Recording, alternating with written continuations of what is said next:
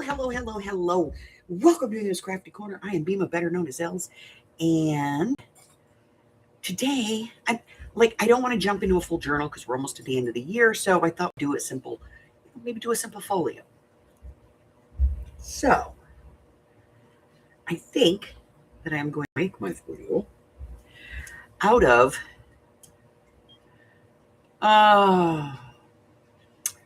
maybe some file folders. Maybe we'll do some file folders. I don't know. Maybe. Let's take a look. Do I have any file folders? Of course, I don't have any file folders here. Well, caca. Hey, Gypsy, how's it going? I'm going to go grab some file folders. I'll be right back. I need some file folders.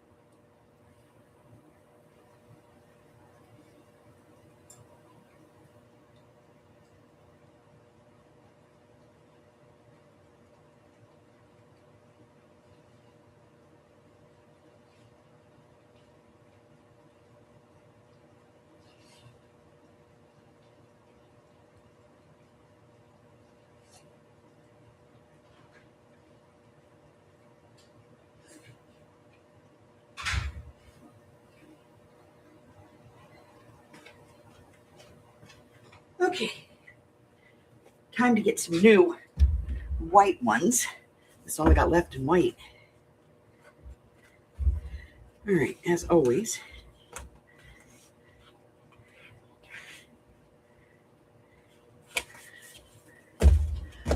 one each tab. Put these over here. There we go. Can't believe them all got file folders over here. Okay. So what should we do? I don't know. We're going to start off with the middle one, though.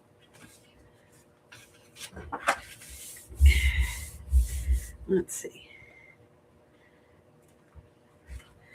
So half of our file folder is 8.5 inches. I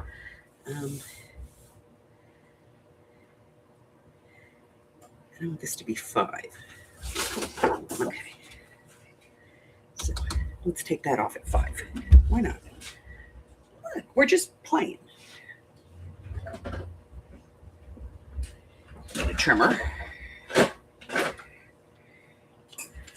Okay. Paper trimmer. All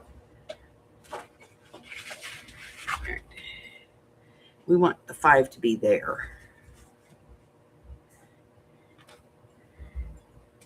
We want to preserve this. Okay. So overall, this thing is about 6 1/8. Okay, that's good. And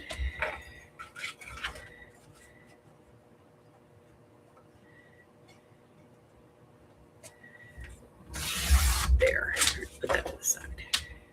All right, let's see. I'm going to do this like this. That is a little bit more than 6. Okay. Let's decide. All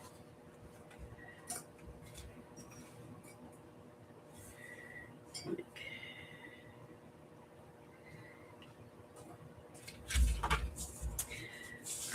So I'm going to score this.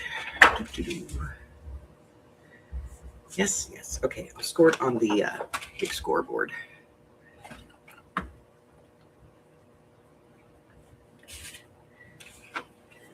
So if we take that at 3/4 of an inch. So 1, 3. It's 5.5. Yeah. Okay. That'll work.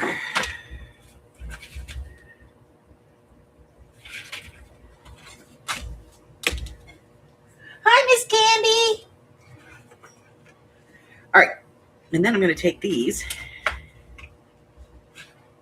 I'm going to use this main thing here. All right, we need to measure before we do this. Let me get out my scoreboard because I'll be all over the place. Yes, I know that has a scoreboard, but it just doesn't work for me. Okay. So I'm going to score this at 3/4 of an inch.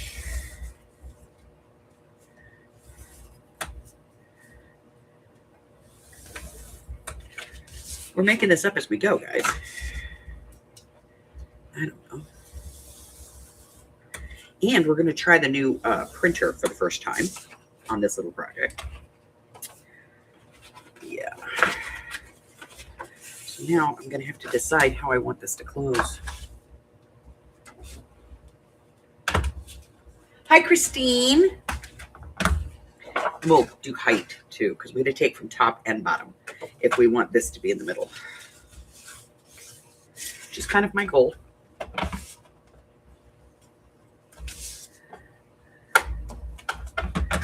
Okay.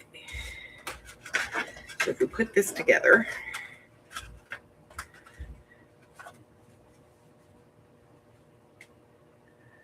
I'm going to go like 6. So this will come open. And then we'll have that flat. Okay. I think we're going to cut this one a little smaller. All right, we're going to cut this one a little smaller. Let's take 2 inches off of this.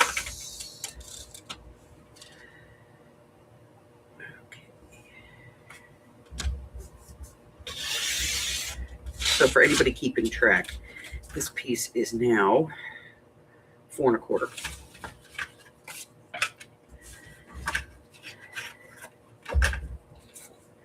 And I'm just going to, because this will fit now, we'll go ahead and score to 3/4 of an inch.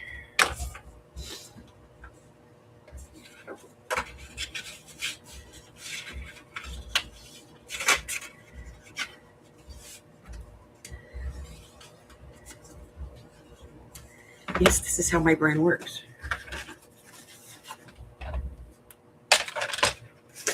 Okay, so that'll be there. This will be underneath, like that. Putting it on my scoreboard just helps me to kind of square it up and get an actual look at it. And then this pops open. Yes, okay. That works. For the moment. Okay.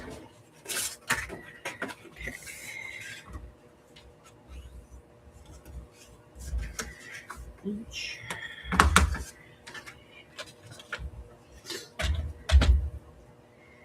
And then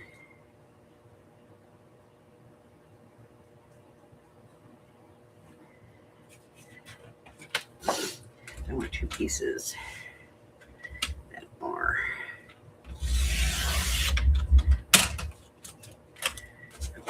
so we're going to do this way. 5 3/4. Get this off. 3/4.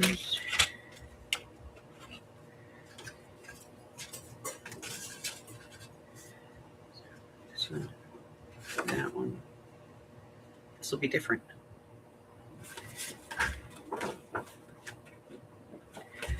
This side.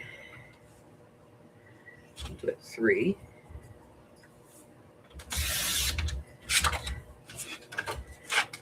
This one. 5 1/4. I don't know if this is going to work. Don't ask me. I'm crazy. I'm cuckoo. All right, now I think we'll do this at 8 inches. So let's get this open.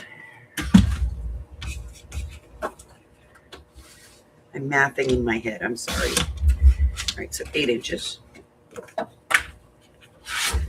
8 inches.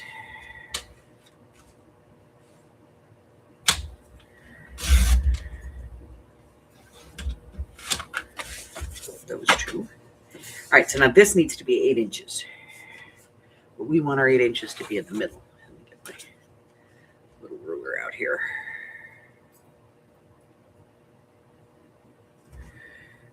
Okay, let's see.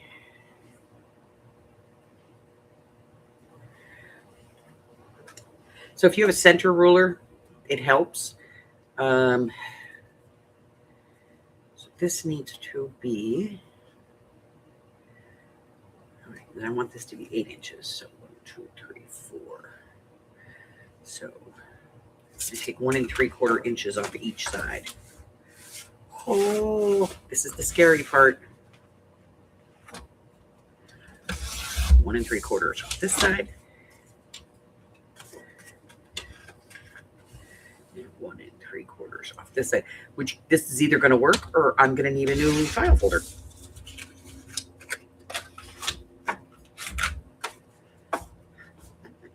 It's got a little bit left. I'll take, oh, all right. I will put this in the middle and then trim that. It's like a 1/16 of an inch on each side. And I don't want to try and cut that on the board. So 1 3/4 on this side.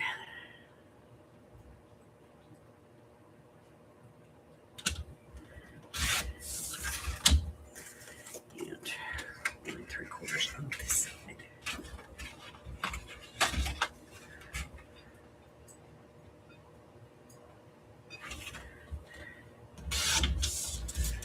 All right. That should be all the basic cutting for the moment. And we are retaining the original fold.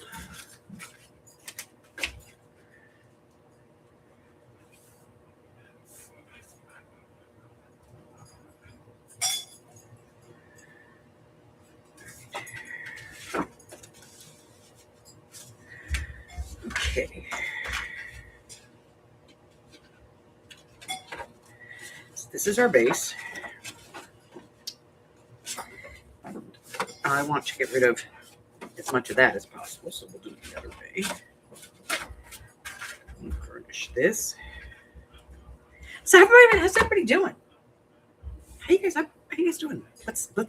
What's going on? Okay. So we're gonna put that to that.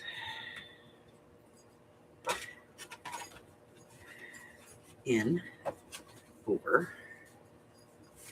I'm going to take some more off of here.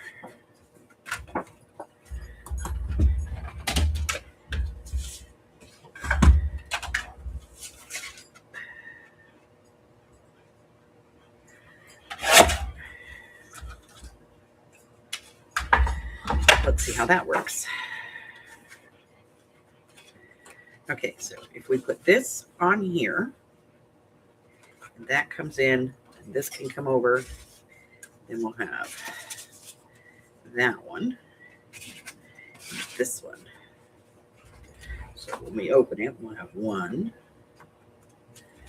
2, something here, something here, something here. Open that up, something here, something there, pocket here. This will work. Okay, but I have to find some paper that I want to do this with. And then we'll have to print some paper because we have not printed anything on the new printer yet. We're going to do that together. So what should we use here? What should we do? Let's do this. And we'll go here.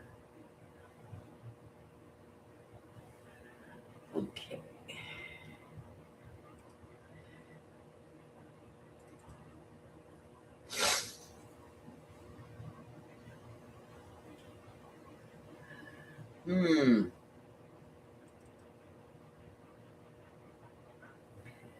I don't know.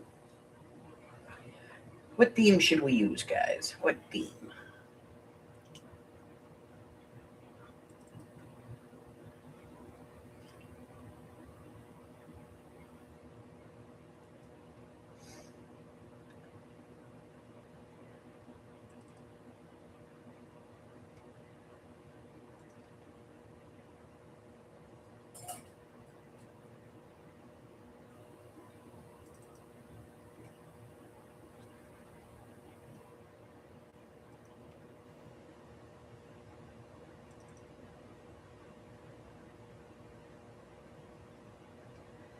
maybe. I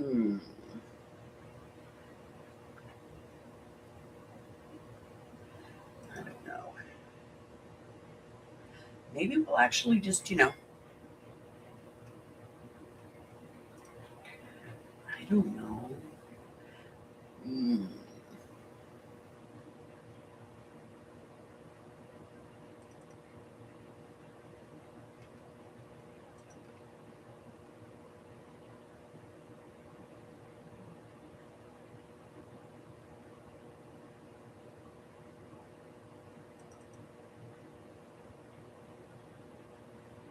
Okay, we can do this one. We'll do this one. All right, let's do a print page.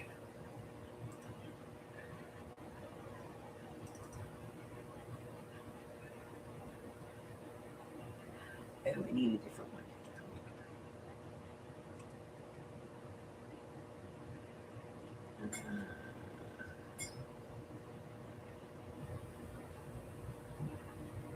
Okay, let me see. New. Dark.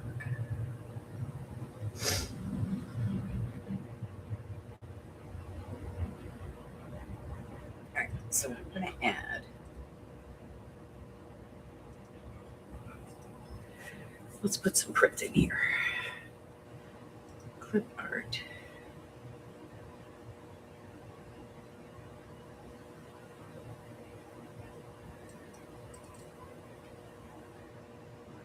That's the one we have. The one we have is garden notes.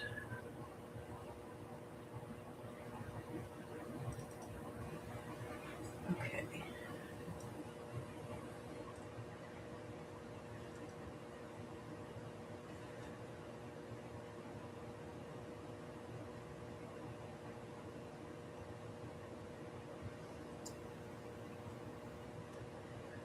Okay.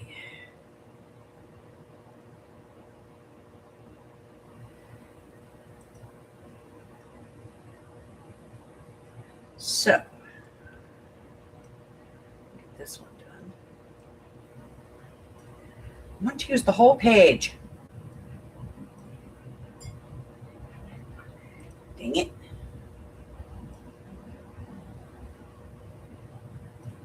So, is everybody ready for the holidays?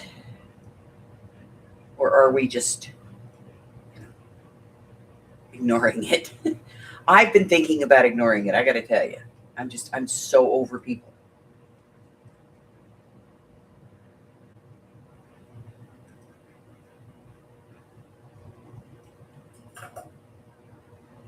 I am so over people. I had to go shopping yesterday to finish up my. Normally, I am done with Christmas shopping like in October, but this year I just didn't have it in me to get started, and so I have like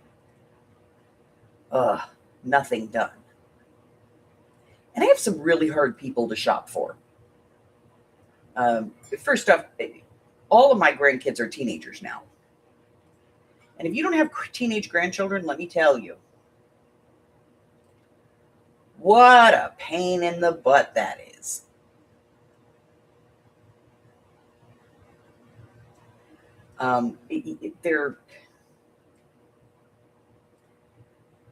They're on their phones. They already have phones. They have computers. They have, they have all of the stuff. So it's like, what am I going to get them? I have no idea. I don't know what to buy these kids. And I love them to death. And like, I have ideas of what I could buy them, but I don't know. And then I'm afraid I won't get it right, And then my son-in-law, he's a pain in the butt to buy for.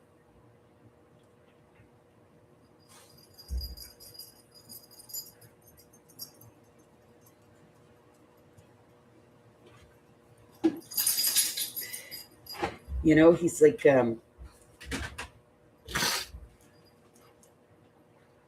my son-in-law's a big guy.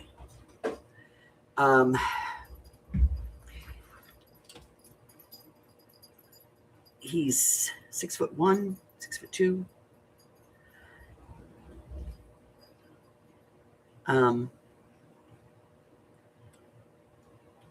full beard, grouchy, truck driving biker type. And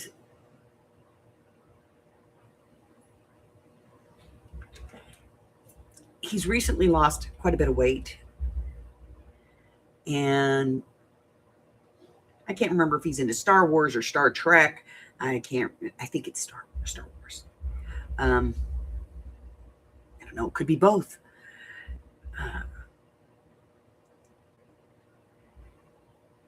He loves Harley Davidson, although he rides an Indian.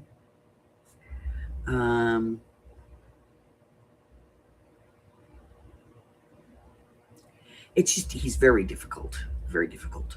And he's not like, he's not a coffee drinker, so it's not like I can get him something like that. And he's just very difficult. And I buy gift cards for my grandkids, but I feel like I have to give them something and a gift card. You know what I mean?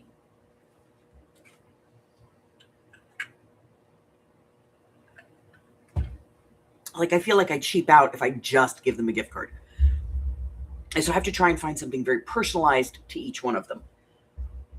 Okay, here we go. Ready? We're going to print this document and see how bad it is. Let me get this thing to come up. Come, open up. Thank you. All right, I'm going to put in some paper to print on. And it is going to be my felt paper. We're going to put this in because I think the felt paper will work on this project. And then we're going to print. Holly, help us. Here we go. We are going to print on the 6000. We're going to see how this goes because the last one didn't print red. Now this one has red in the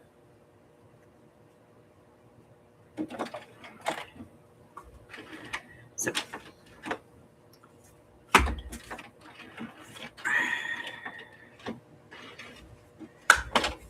I can see this is longer than this side. Okay. Cross your fingers, all that good stuff, guys.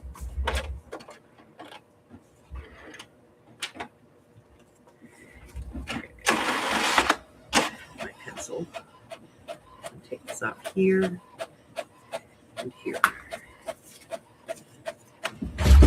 We're printing. Let's see how this goes.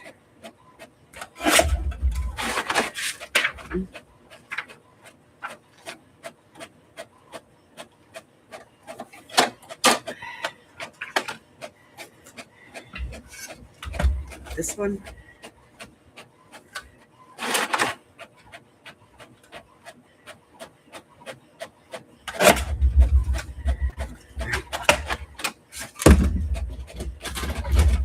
How bad can it be, right?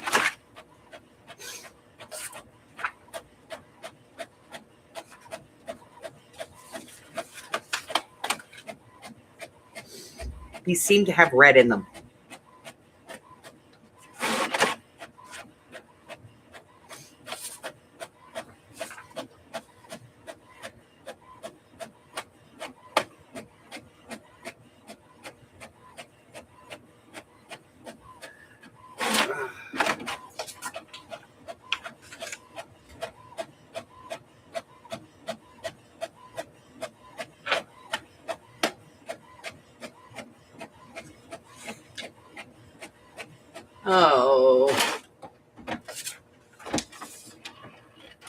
Oh, well, we've got pink. That's good.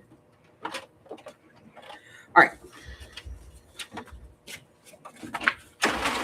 So we're going to build this from the bottom up because this is the inside, and the first thing we have here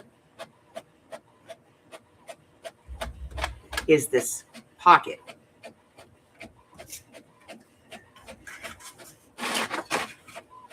But I kind of want to try and hide this inside the pocket. So let's glue this on first. Where's my scissors? There. Minimizing this as much as possible. We're going to give it a wedge. Do I have any idea what the measurement is on any of these things? No, I don't. We're just doing this. All right. So I'm going to glue this to this. But, yeah. All right. All right.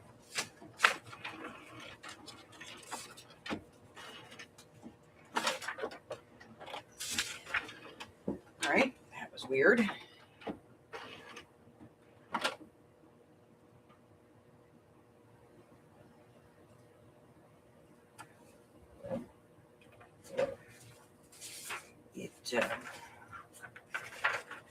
My paper got jammed. Hold on. I got to print this one.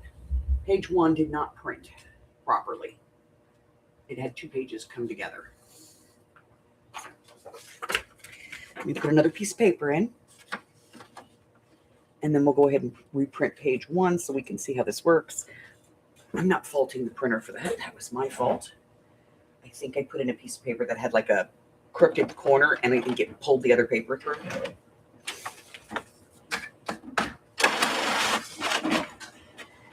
All right, we've used this digital before, so we know what it should look like.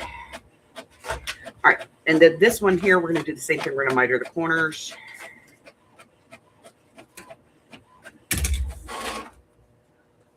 Okay. Oh, that's much better. All right, let's go ahead and take a look at the digital because, you know. Hi, Miss Michelle. You're here. This is the first time we're using the new printer, the replaced one. This page actually has pink on it. It's pink.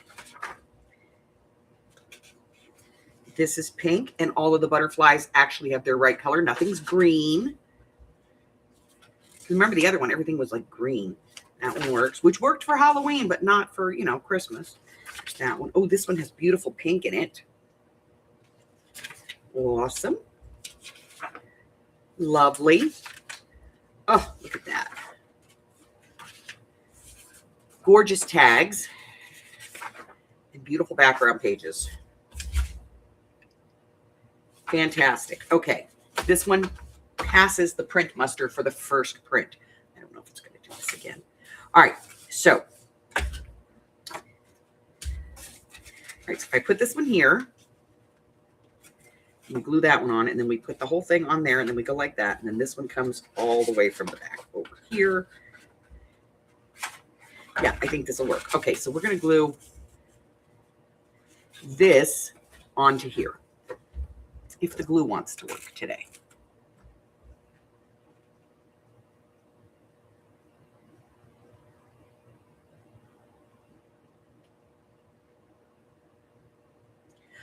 I don't know. You know, I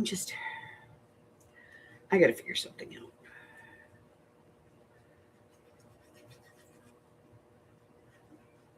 And then I found out yesterday, I think it was yesterday, day before yesterday, that Lily's not even going to be here for Christmas. And the reason she's not going to be here, I think, is a fantastic reason. But it still would have been nice if somebody had told me.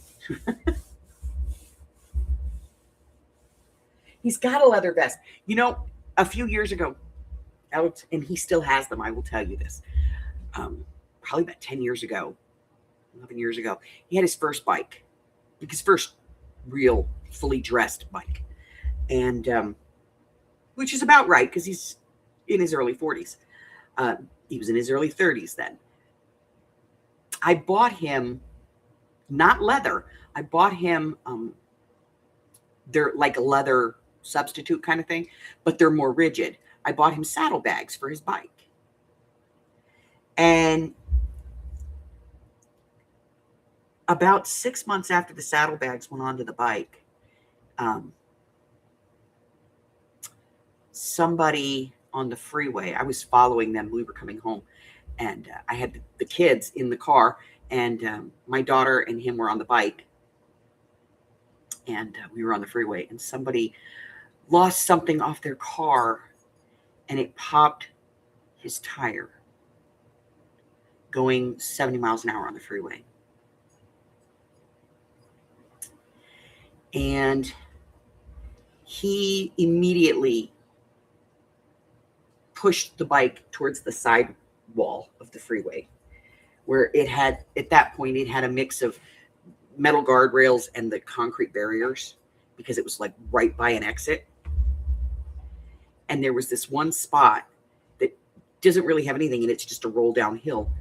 And in an instant, I watched him yank that bike to the side, pushing with everything he had in his left hand to push that wheel to the right, to drag that bike on its, basically on its rim, at 70 miles an hour towards the side. And then I watched him reach back and hook my daughter and toss her off the bike. And then he hit that metal the concrete barrier. And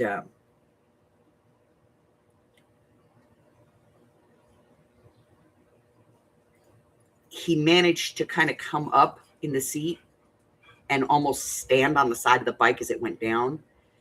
And he came over to me after the accident and he goes, "Thank you so much, because if I hadn't had those, I'd have gone right into that concrete barrier." Because it literally, and it was destroyed. He still has them. That whole side bag was totally destroyed.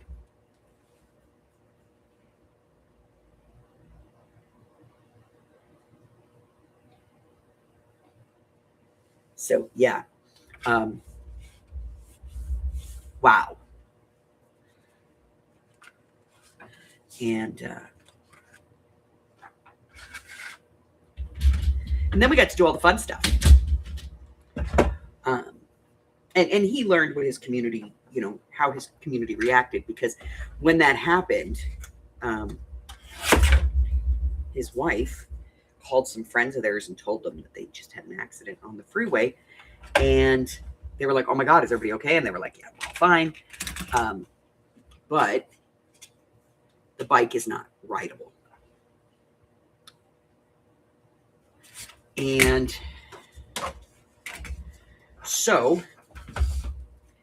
his community showed up with a trailer specifically for a bike, and they lifted that thing and they put it up on the trailer. And they took his bike home.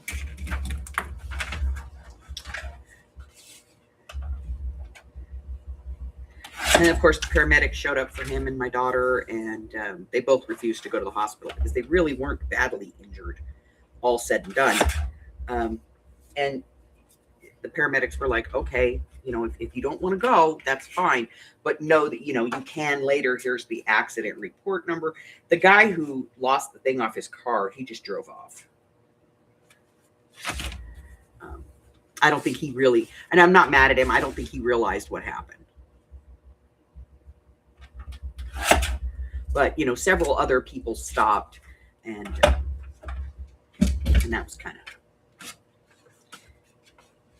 very nice of them. All right.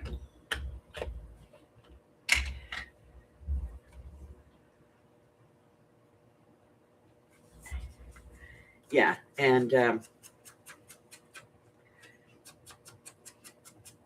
up until that point, I would not let him ride with my grandkids. It's just because I was a rider for years, okay? And in a lot of things, he's kind of an arrogant shit. But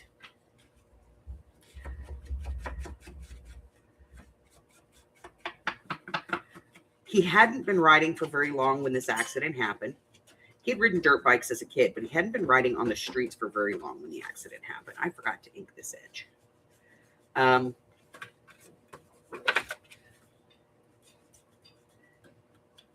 But after I watched him do that, and I saw,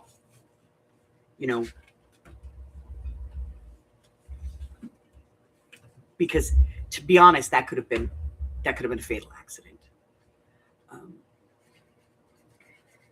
But to watch him handle it the way that he did, and they both walked away from it. He had road rash. down his right side.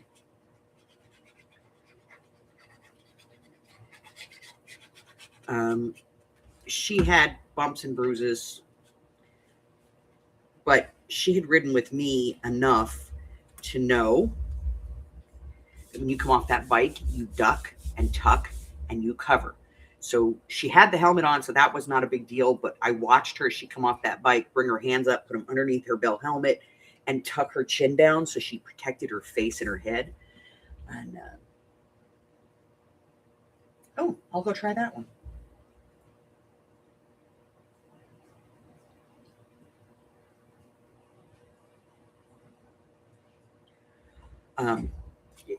Because she has been a passenger on a bike her whole life. I only stopped riding my Harley about 20 years ago, in my mid 30s maybe, because with my back and everything, I just couldn't hold it up anymore, and that concerned me, so I stopped riding. Now Hubbard's just got a motorcycle out there that he's putting together for me. This is our top. Yes, okay. We have to decide what page we want to put on here.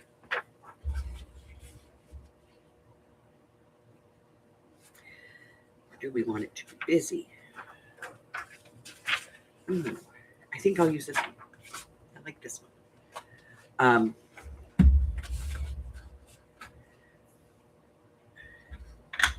So she's been a passenger. She's ridden with me. She rode with my mom. She's ridden with her uncle. So I knew, but after that, I told him, I said, you know what? You can ride with the grandkids anytime you want. I'm okay with it.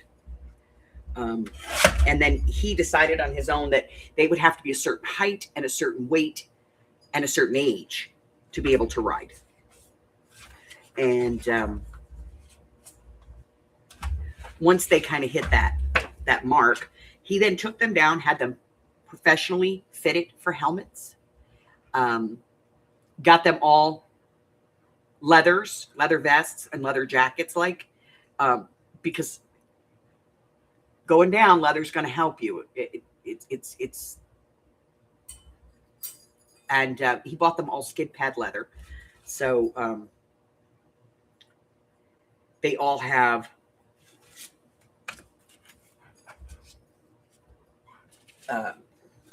the skid pad, which means that they are, I'm going to go 4 inches on this. If they go down, there's metal plates between them and the ground, which personally I like. All right, let's see. All right, we're just going to take that part off.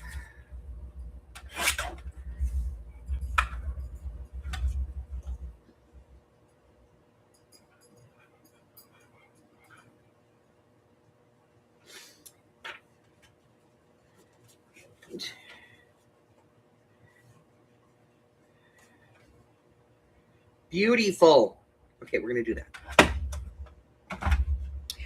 So, yes, he's allowed to ride with the grandkids now. Although we did have to change the weight requirement because Shaylee's never going to hit it. That's not true. She did hit it, but she hit it much later than her brothers, and she's the oldest. But she's just a waif. Seriously, she is. I don't think there's an ounce of fat on that child.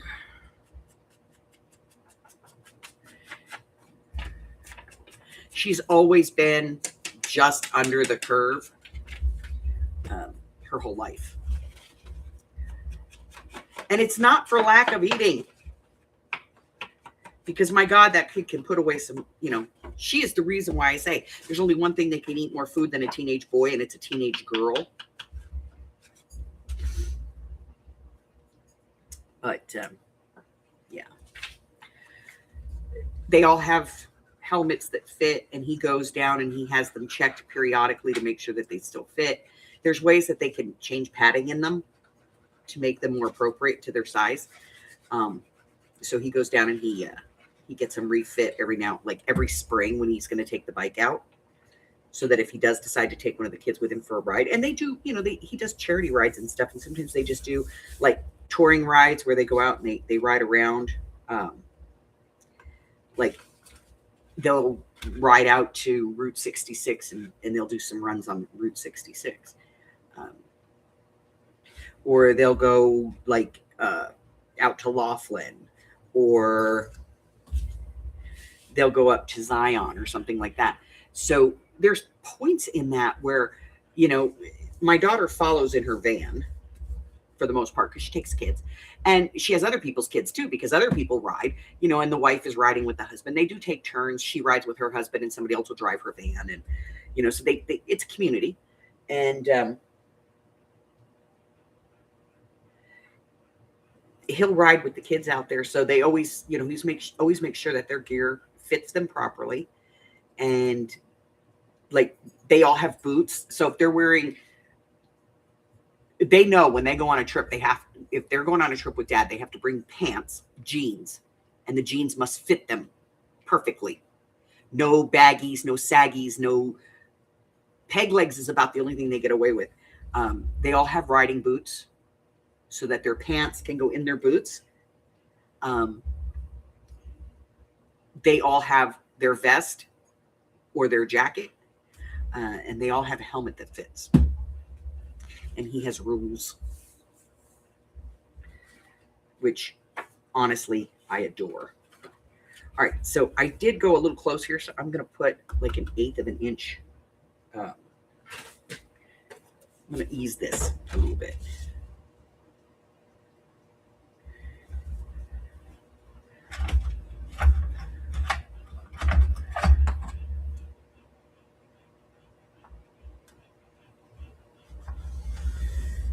And I'm basically just making this a little, there we go, a little lighter.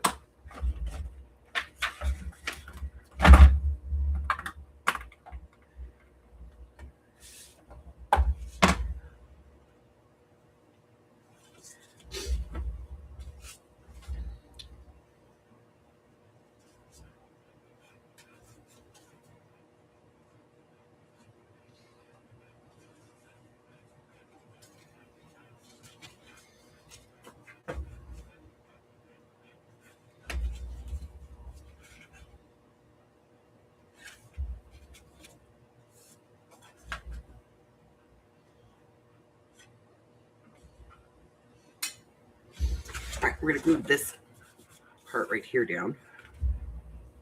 I don't know how this is going to work. I don't even know if it's going to work, but we're going to do it anyway. No idea. We're just throwing it together. No pre-planning.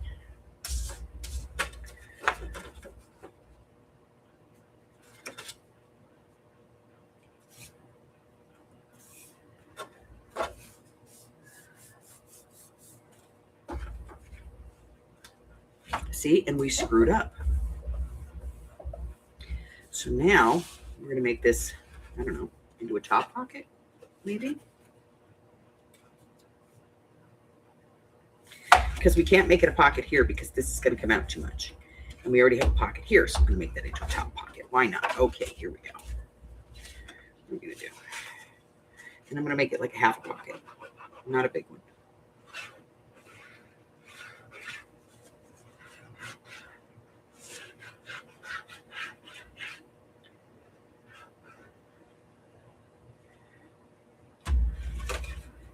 Okay, that's not good.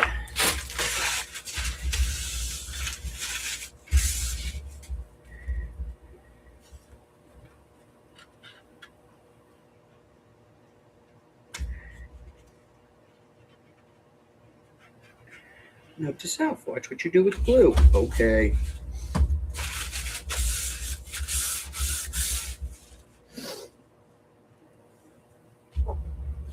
If he can find it. All right, so so now we have a pocket up here. And I'm going to put a very tiny little finger notch up here. Just a little width of a one. Get this in. Not like it's going to be very thin. Just a very thin little nip out of there. Great, we dropped a piece in. There we go. Okay. Just a hint of hey, there's something you could put in here. Okay. All right, so we have that. We have this. Where's that other piece?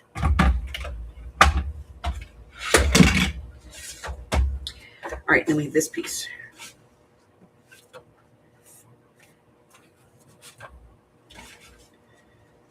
Which I'm going to put on like this.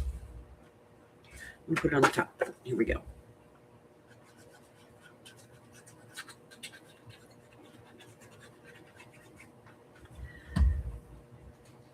All right.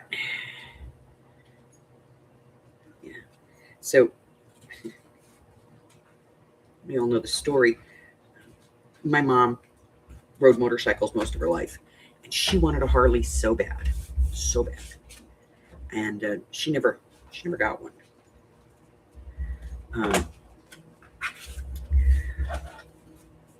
Closest she ever got was a Honda CD 750 that I gave her.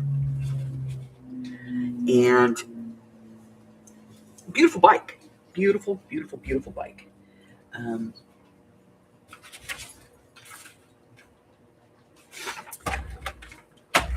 But it tried to kill her. It did. We needed a new clutch cable, and she decided she was going to do it herself.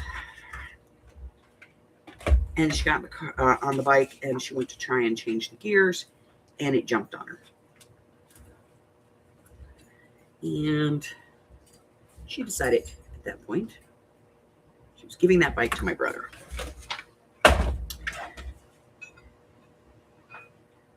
Who never rode it, and it rotted in his garage. Yeah, I was not happy. But when she came to live with me, I sent my Harley to my ex-husband's house. She didn't even know I had it.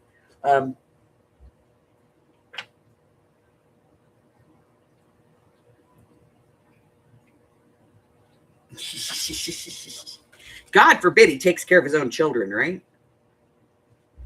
Yeah.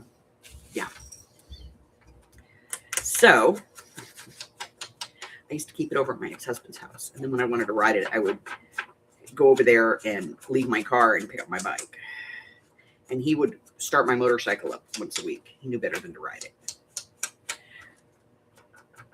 And here's the thing, because a bike has to be, it has to be balanced for you. And my mom, I have a 36-inch inseam. My mother had like 27 if she was lucky. There was no way my mom could put her feet flat on that bike.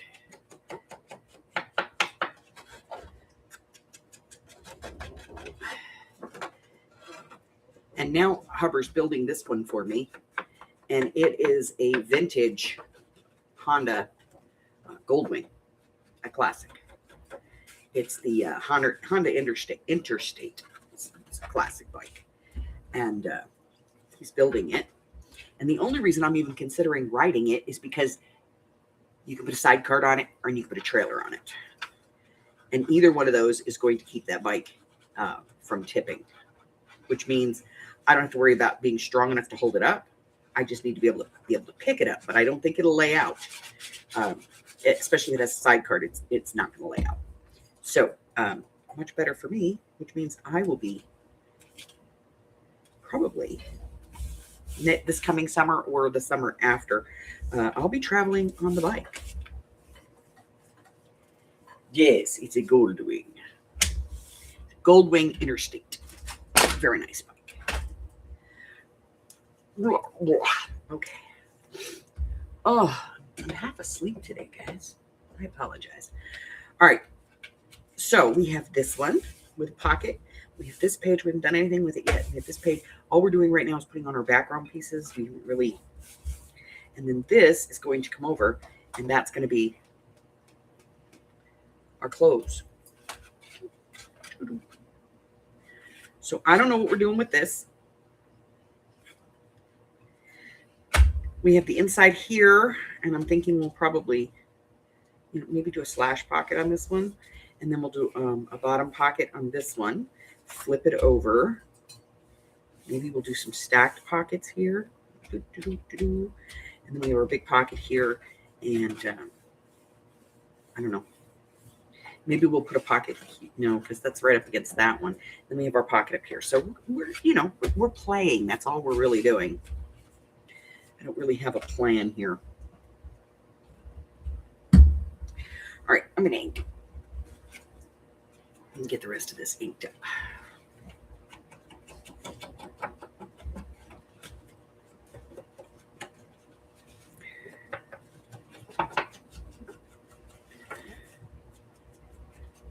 Yeah, so Buggy wants this bike when I'm done with it,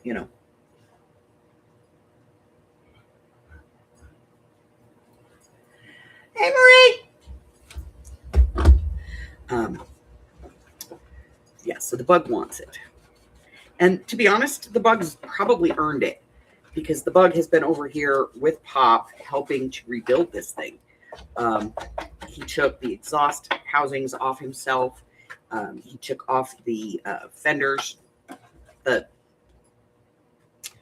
rigging for the trailer, took all that off all by himself.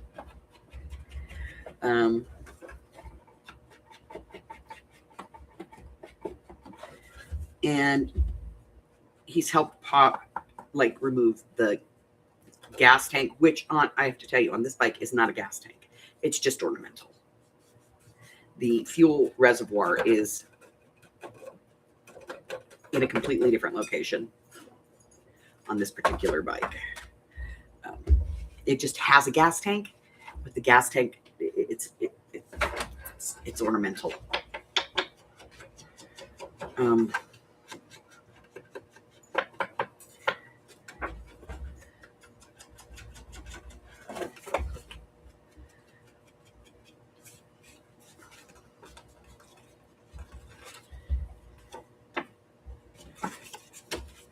So he's been working with Pop to get the bike.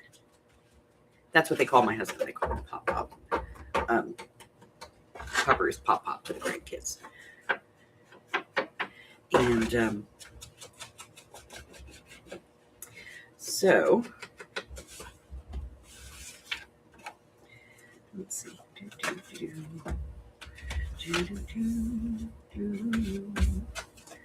We're going to do back two because we're going to put a piece of paper back here. I just don't know what we're putting.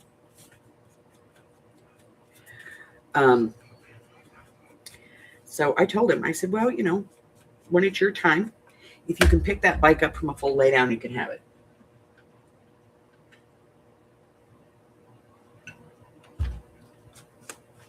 And he said, what? And I said, a full lay down. And he asked me what full lay down was. And I told him, I said, that is, if you have an accident on that bike and that bike lands on you, you need to be able to get that bike up. Or if something happens and the bike falls over, you need to be able to get that bike up. So I took this bike and I pulled it off its jack stand and I laid it on its side. It is not full dressed at this moment. We had removed the windshield off of it, which is the whole front cowl. The seat was off, but the weight components were there.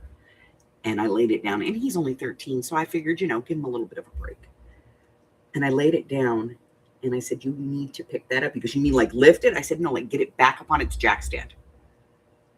Not on the kickstand, on the jack stand. If you don't ride bikes, bikes have two stands. One is a regular kickstand like you had on a bicycle when you were a kid, and a jack stand is like a double stand. So you have to push that down as you're pulling the bike back to get it up onto that jack. And it basically takes both wheels off the ground.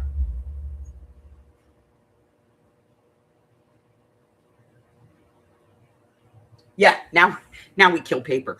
Um, so he was like, okay, I can do that. I said, all right, well, let's see. So I laid that sucker down and I made sure it was dead on its side. And I said, all right, pick it up. And he walked over and he didn't even have to put his body into it. He literally grabbed it on a bar that would have been exposed even if the seat was on and the handlebar, and he pushed and the whole bike came up, and he put his hip under it, and he put his foot down and he pulled it up onto the stand, and he goes, easy. And I went, oh shit, okay, I guess you. So I said, okay, now you also have to be able to flat foot this. So we put the seat back on it, and I said, now your feet need to be totally flat on the ground before you. He sat down and his feet are totally freaking flat. He's 13 years old. So I have a feeling I'm going to ride the bike for about a year or two, and then when he's like 17 or 18, I'm going to give it to him. It's an investment piece, and I told him that. I said, this is worth money, right? He goes, yeah. I said, so you have to be careful with it. He goes, yeah. Which is enthusiasm from Buggy. I know. Back in the day, I used to do classic cars. I had a 68 Mercury Cougar. I had a 72 Nova, a 67 Mustang fastback. And I used to redo them. I actually worked in a body shop for a while doing upholstery and body work. And rode my Harley to work every day. Pregnant. It was funny. It was hysterical. And then, like, as I've gotten older, now it's like, ooh, paper. And stupid stuff. Candles. I used to be more fun, I think. I'm sure Hubbard would be, the end all of be all for that, but I think I used to be more fun. What if we put like this ledger paper on the inside here?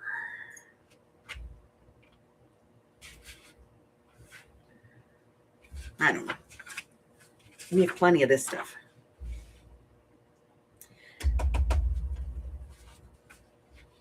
Let's put this one over here.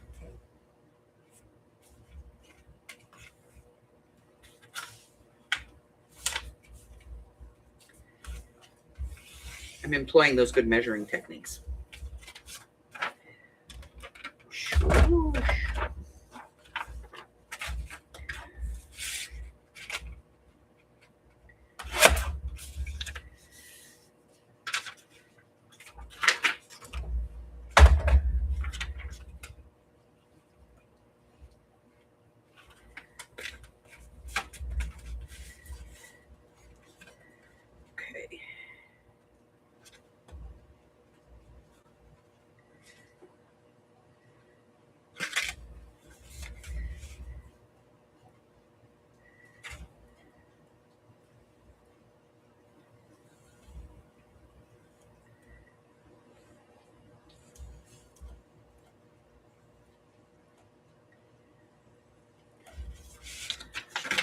I'm going to take these off.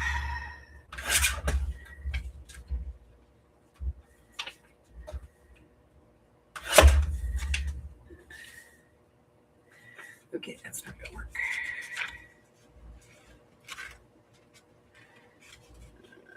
Okay, a little bit more. Here we go, over here. Muy better.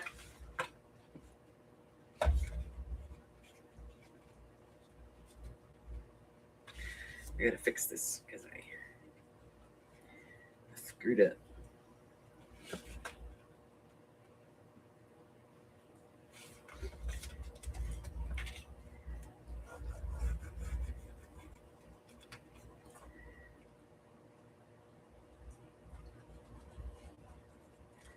Okay. So I'm gonna take this off here.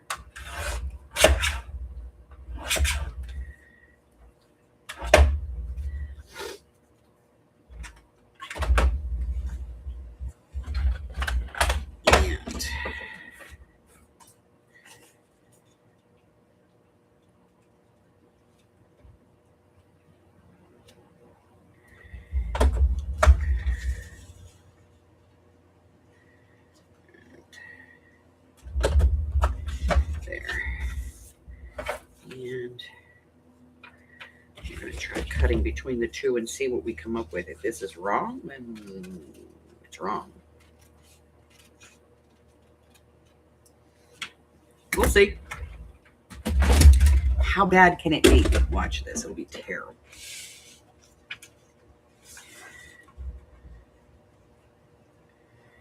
Oh, yeah, that's way off. It would be perfect if it was up there, but it's not. All right, we're going to try that again. I screwed that up.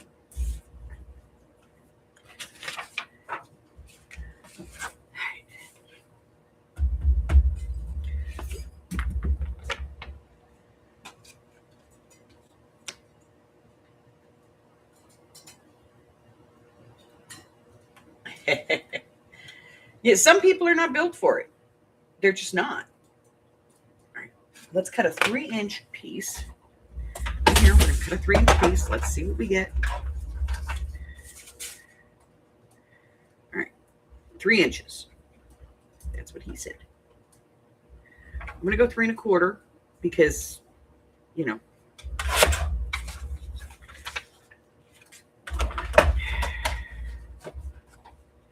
Yeah, see, 3 1/4 was a little bit better. I'm going to take the top and the bottom off this time so I don't screw this up. Take that off. I'll take this part off. Okay, got those.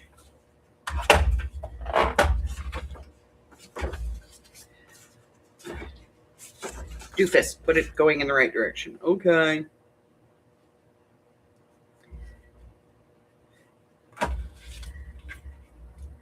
Okay. Here. Here. Here. Here. And there. Okay. We're going to try this by scissors this time. Take that part off first.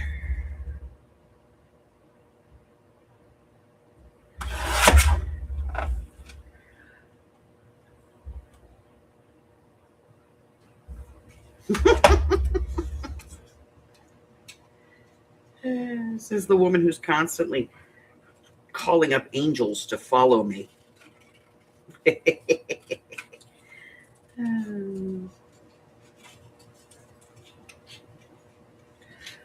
All right. Let's see how we did that time. If I got this right, I'm going to do it again.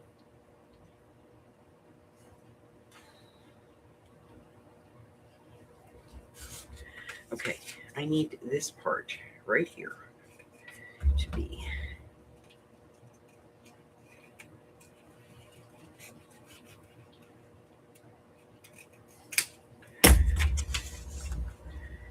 okay, that's better. All right, now I'm going to take this and use it as a template. Definitely not going to work on that.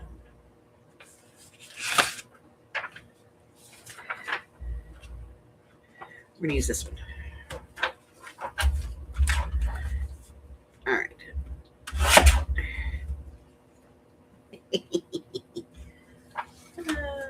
Yes, craftalanches. Those are dangerous.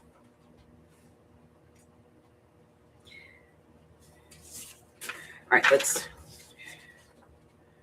measure this because we know it's the same size on both sides, so we can do this.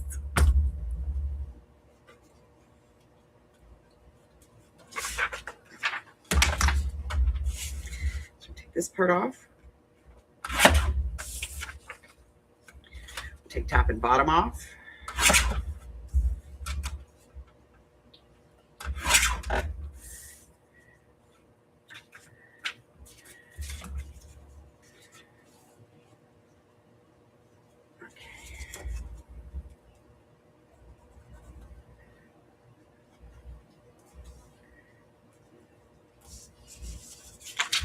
All right.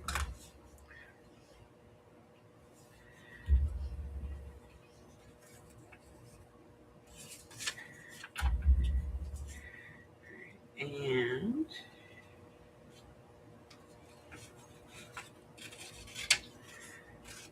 we're doing this by hand, so, you know, it's not going to be perfect. All right, let's see.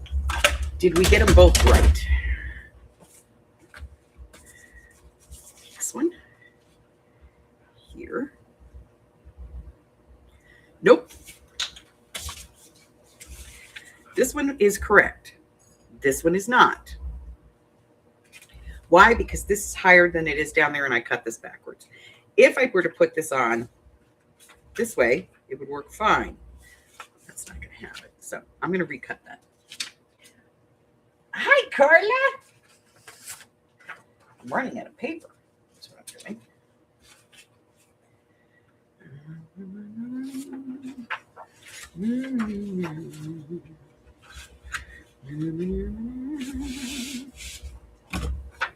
Yep, not doing that one today because, you know, respect. Damn it. I'm not doing it.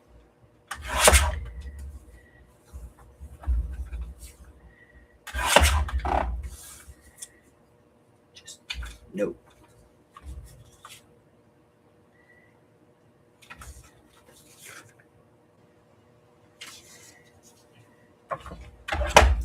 So let me see. So if I put this on here like this, then that would be correct.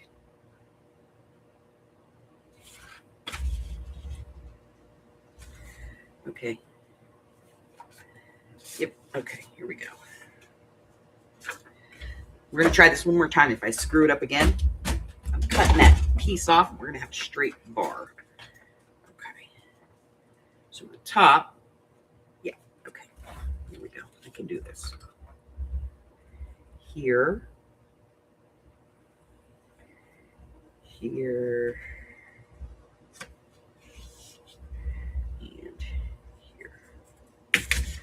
Try this again. I can do it. I can do it. I can do it.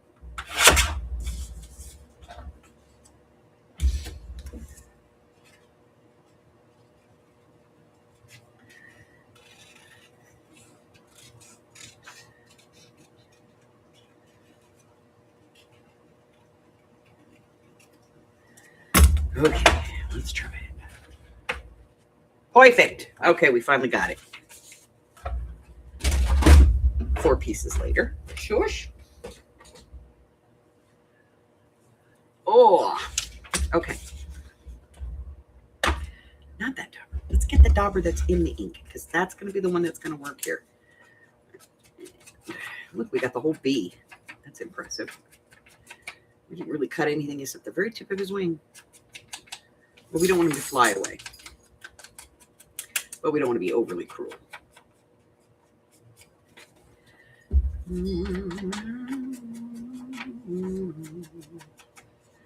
I don't even know what this kit is called. I don't remember who it's from. Can't tell you. I've had it forever. It is called Garden Notes, and I have no idea who it's from. Because this is not somebody who, you know, writes their name on their work. Because some do. And this could be a freebie, to be honest. It could be a freebie. I have no idea. Ginger, why are you licking the carpet? Gigi, what are you doing? You ate all your cookies, piggy butt. Okay.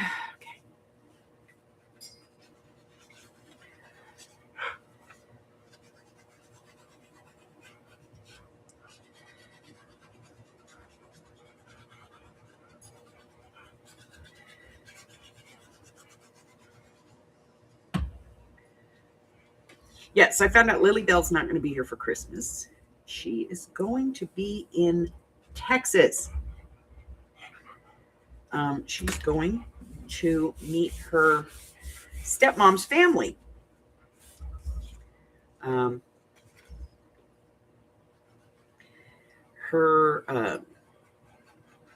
step grandma on the other side.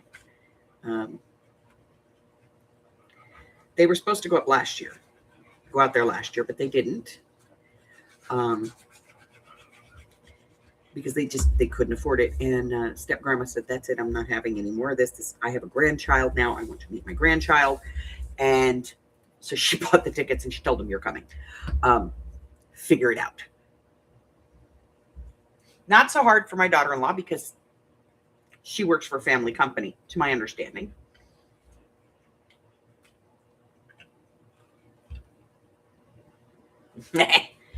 Yeah, my son likes Whataburger, so they're going to go to Whataburger. But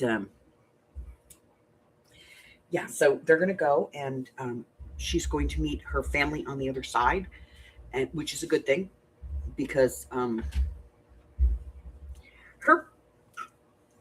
we all know the bio story. But see, the thing is Lily comes over here, and Lily will tell Bima stuff that she won't necessarily tell anybody else. Or she'll rather tell her cousin Buggy things that she won't tell anybody else. And so one of the things I've heard her talking about, and that she has admitted to me, is that when she goes over to the bio's house, and her cousins are there who are all older than her, they beat on her. They beat her up. And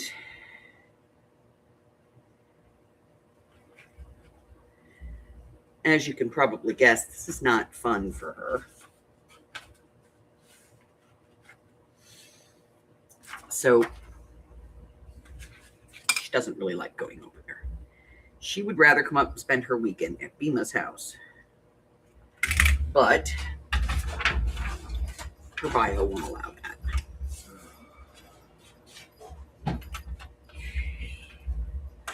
So she doesn't like being over there.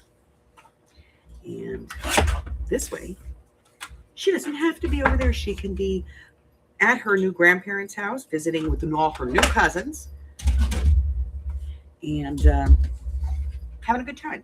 Because like she gets along with Buggy and Dude and Shaylee. Oh my God.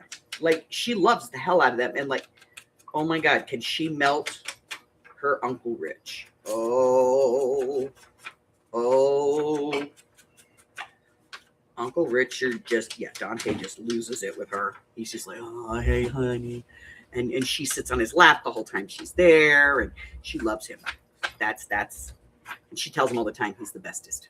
He's the best uncle.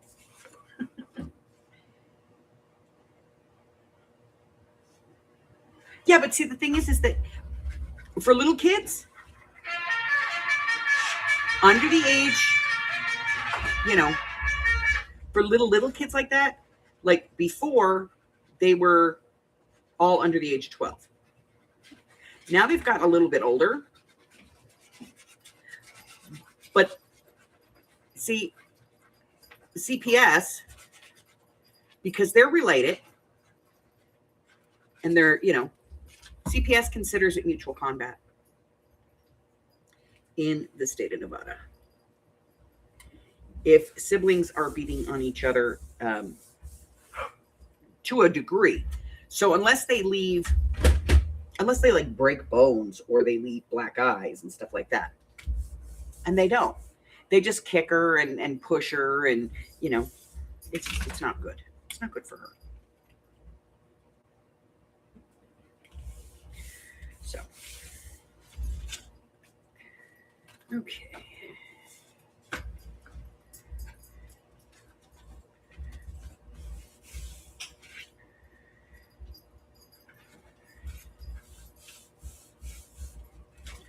All right, let's put this back piece on.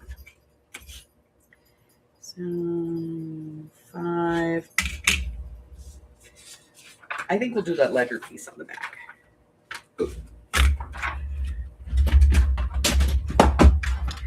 So yeah. So I, for one, am kind of happy that she's gonna go and meet, new people that love her.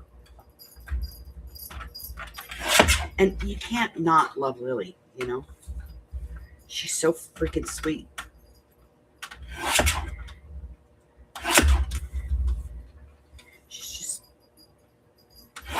you guys know. She's hysterical and she's sweet as a cherry pie.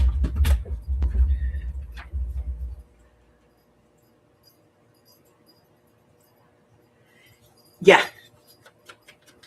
But see, she doesn't have any siblings. That's kind of the thing. And I don't think she's ever going to have any. If I'm not mistaken, I don't think that her stepmom can have kids. I think she's got some female issues that at least make that very difficult.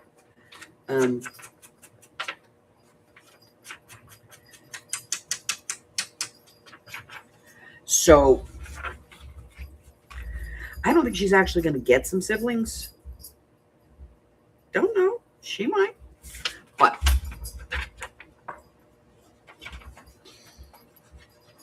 I know that my son wanted to have a lot of kids.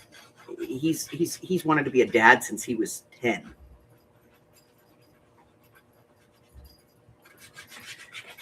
And he was very much an active uncle to his sister's kids. And she's 6 years older than him.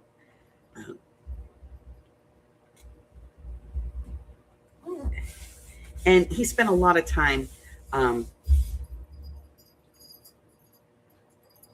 being that big brother to Mike's kids because they're considerably younger than him.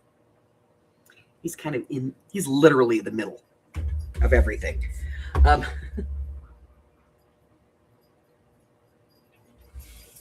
And yeah.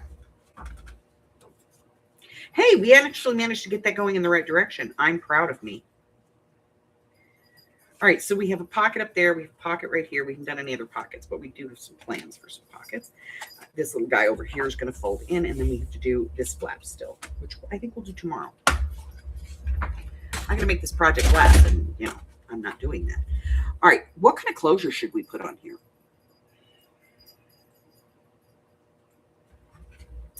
I don't know. I was thinking maybe...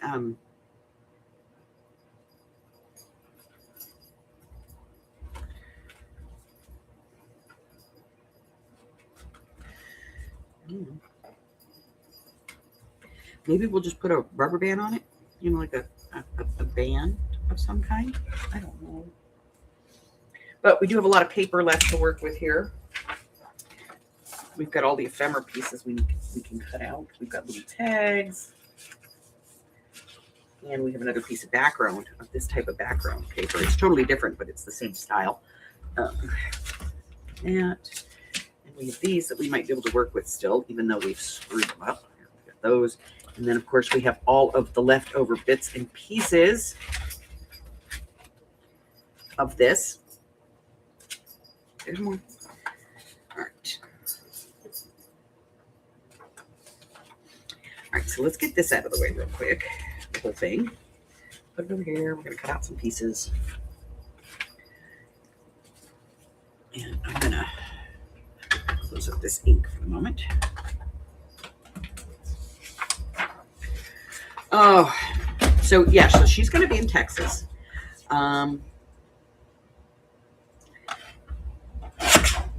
Shaylee, Bug, and the dude are going to be here, I think, Christmas Eve, not Christmas Day.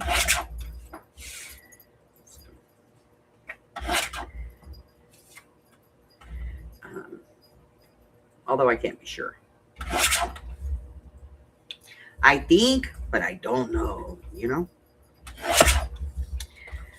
But I will be here Christmas Day with all of you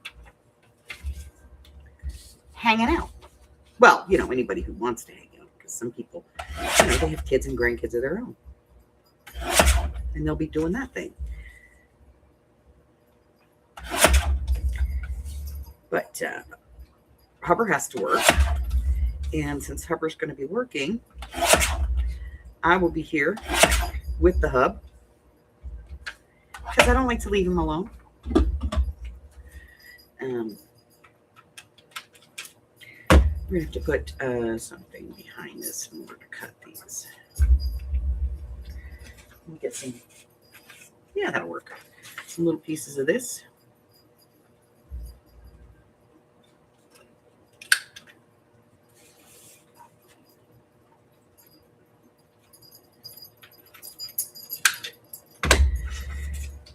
Let's see. This one.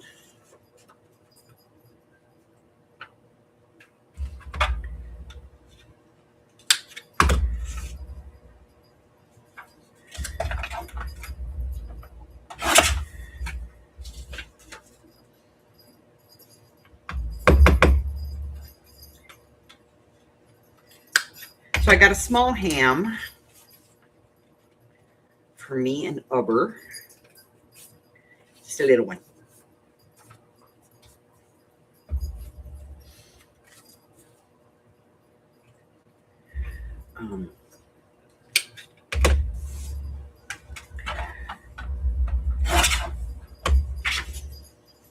It's one of those boneless, just like ham thing.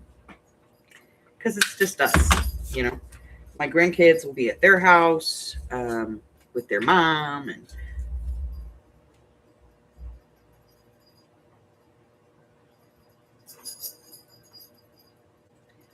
that sounds good.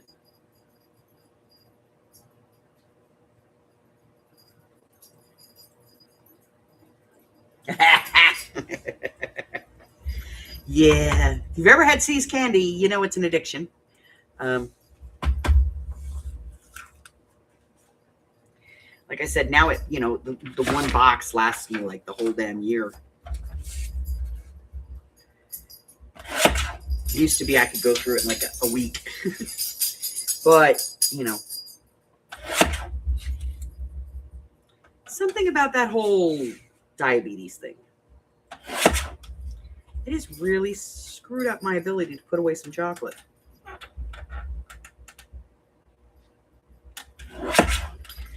Come on. There we go.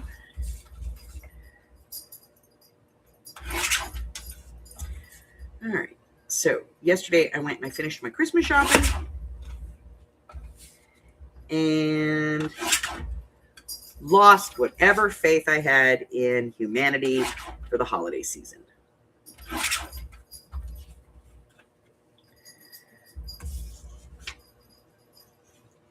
I was at Five Below.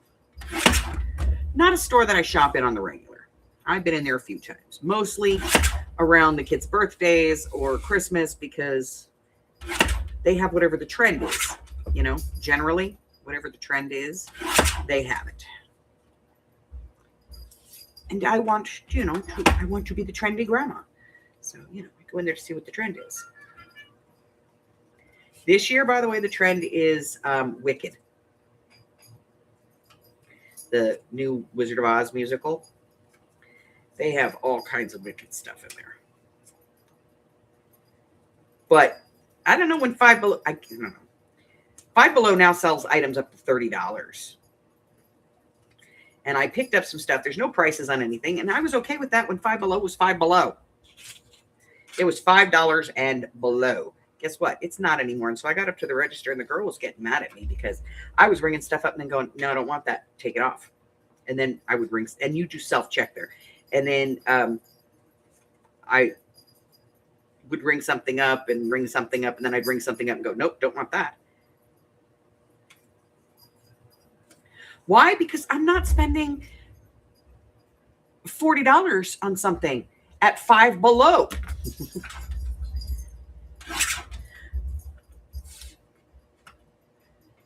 But I finished shopping and I went out to my car and I was going to go into Burlington Coat Factory because there's a Burlington right next door to the Five Below.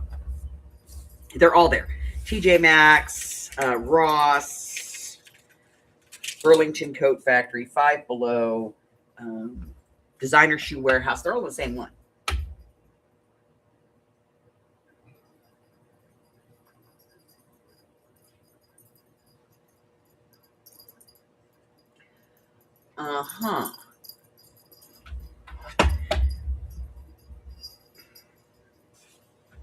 So, Carla's cooking us dinner.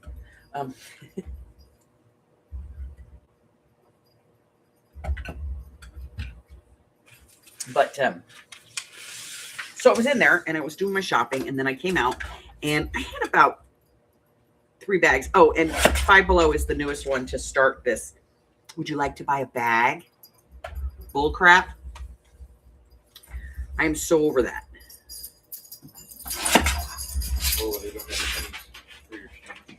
Yeah, and then they don't have pennies either. So, because they stopped making pennies, Five Below has decided that anything now that if it's $4.21, it's $4.25. They're just rounding up in their own favor, period. Plus, you have to pay for a bag.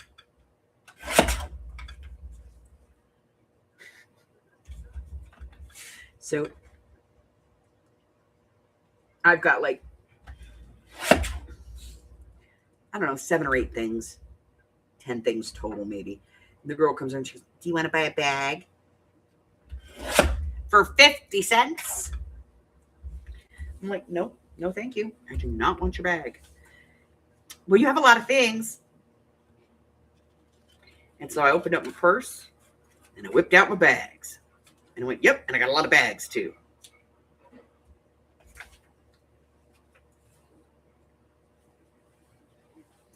Why? Because I shop in California. And in California, if you pay like 5 to 10 cents for their grocery bags, they're like these reusable cool plastic bags.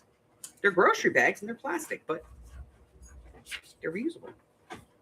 Wyoming's the same way.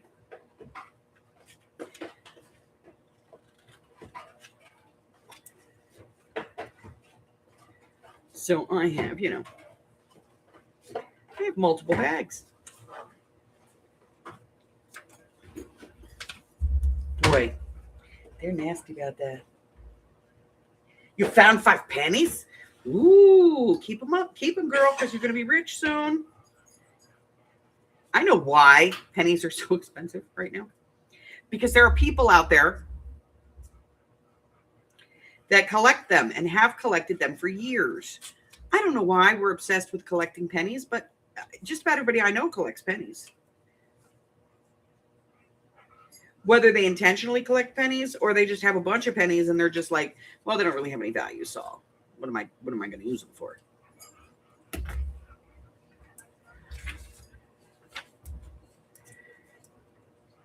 I know when my mom passed away, she had a freaking one of those big 5-gallon water jugs full of them. And that's how most people collect them. But that's why pennies are so expensive, because we have to keep making them because people collect them and hold them and hoard them. It's going to be funny one day. Those pennies are going to be worth way more than we ever thought. And then people are going to flood the market with them and they're not going to be worth a dime. Ha, ha, ha. Because everybody's going to be like, well, that guy got like $7 for his pennies. I'm going to take my pennies over and see how many of them are worth a couple of bucks. And then the value is going to go down again. And they're going to just collect the pennies and we'll never be able to collect them again.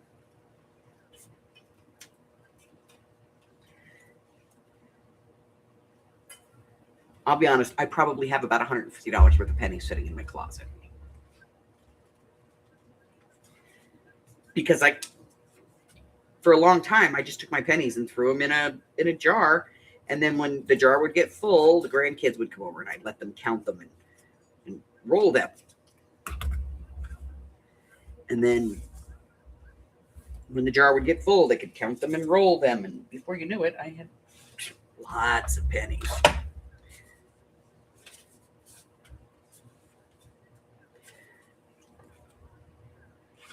So yes, I know I'm part of the problem.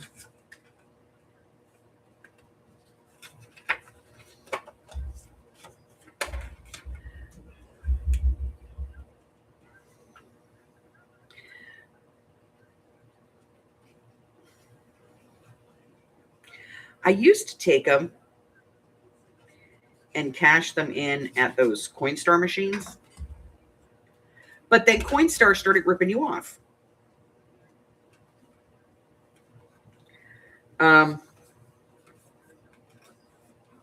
They started charging like a stupid percentage. Or you could get a gift card. And so one time I just was like, fine, I'll just take the gift card. And I got the gift card, and I don't know how it is now, but I got the gift card, and then they were like, well, put in your name, your address, yada, yada, yada. We're going to send you the gift. I never got the damn gift card. So they got my money.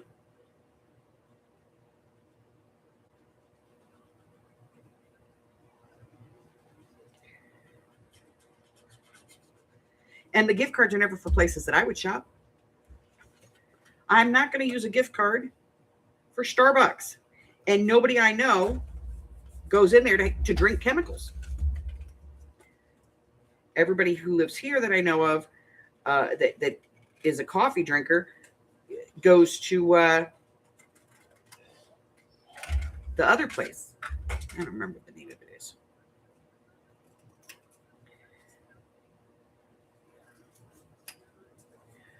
What is the name of that place? I don't know. You do Starbucks? You're the only person I know.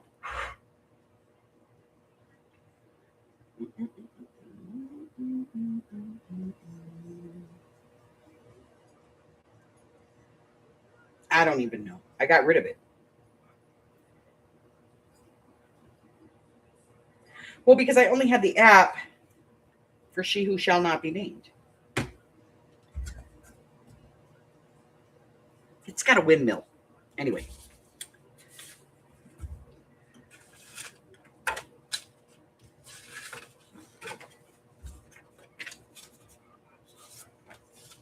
Dutch Brothers.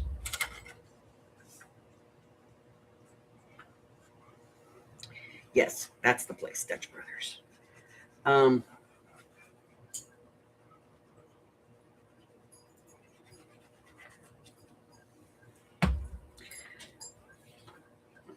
Everybody I know here drinks Dutch Brothers, to the point where, to be honest, they're starting to close Starbucks. A lot of people have figured out that it's not really coffee; it's just chemicals.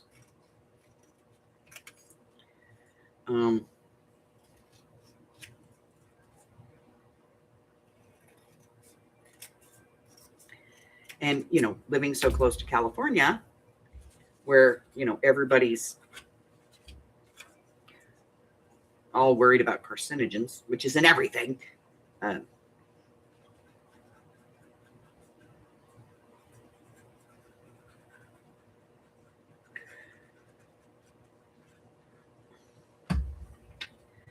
People here have stopped.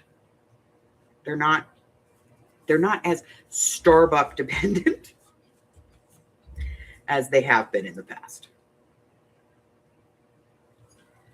And so, it's like, that's kind of or they have like, it's Starbucks, it's like PF Chang, it's like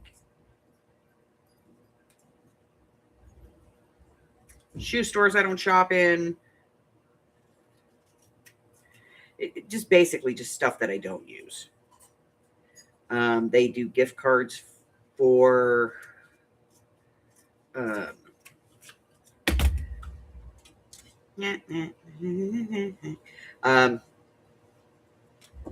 God, what is that place? See, my brain's not working today.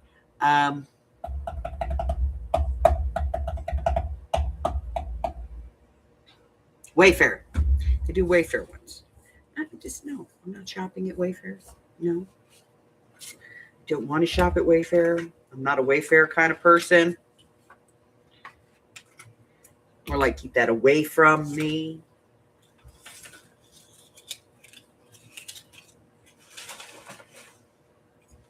I'm just not designy, you know what I mean?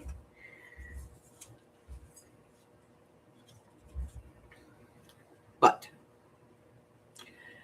so I stopped taking my coins there to the coin store. But it's easier for me in Vegas to do that, because if you roll your coins, any casino will take them.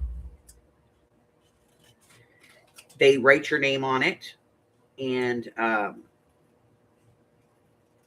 your player's card number, because that information is confidential, in what's in your file, is confidential, and they already have all your social security and all that in case you win. They can, do your taxes easier. So you have to have a Players Club card, basically.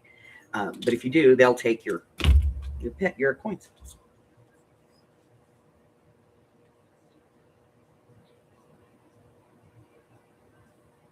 Yeah. Usually I would do, but that's the thing. When you go to those coin stores, they don't have Amazon. They don't have Walmart. They don't have just the Visa. It's very specific stores, and not everybody shops in those stores. And I have learned that the gift cards that machine gives out has like a 6-month expiration date. Yeah. Okay, what do you mean it expires in 6 months? I lose my money in 6 months if I don't use your card? Yeah, pretty much. Okay, thank you. Go screw yourself. I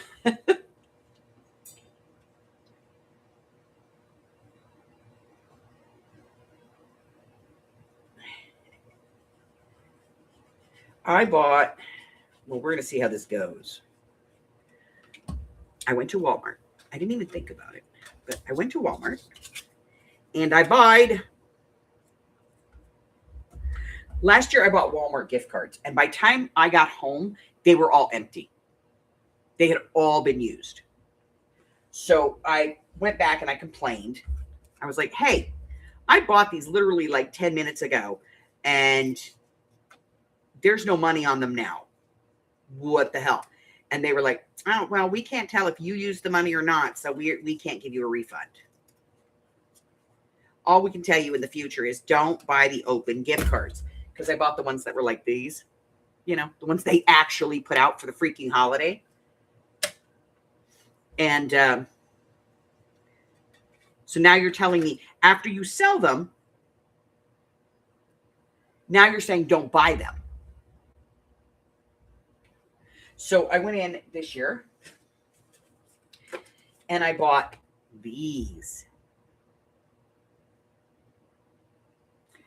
And I did not realize when I bought these that these were just exclusively for Walmart. I thought they were Visas because they were hanging right next to the one that looks exactly like it, that is Visa cards. So I have $75 in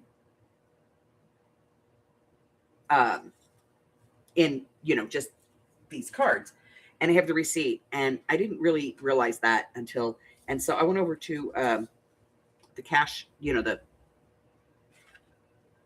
whatchamaflugy, and they were sealed. And believe it or not, when the cashier rang one of them up, which was sealed, it was declined for being a used card. So I told him, I said, you know what?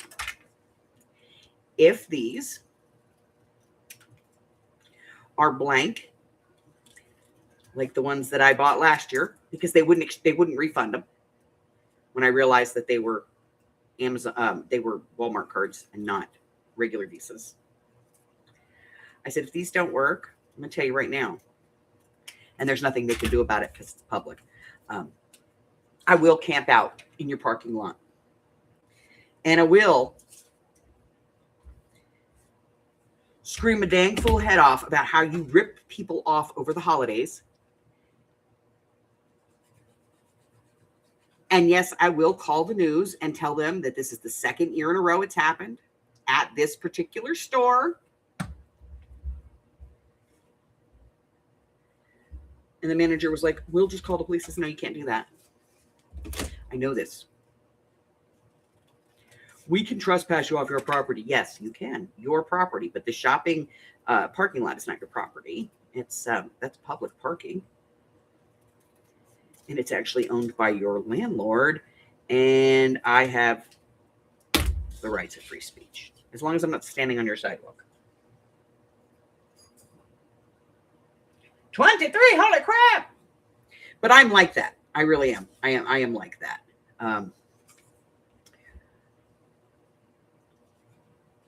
I just don't like, because I know if it happens to me, it's happening to a lot of people. And how do you have one where I watched her rip the little tab off that has the authorization code underneath it? I watched her rip it open. I heard it tear. And she tried to ring it up in the register, and the register said that that had already been used. How does that happen? How does that happen if the Walmart cards are just not defective? They're either defective or somebody at the corporate level is using them, but you have to use it after it's been rung up. So how the hell are they doing it? But I'm going to tell you, seriously, if my cards have no value again this year, I'm going to go over there and sit in front of the Walmart and raise a stinky.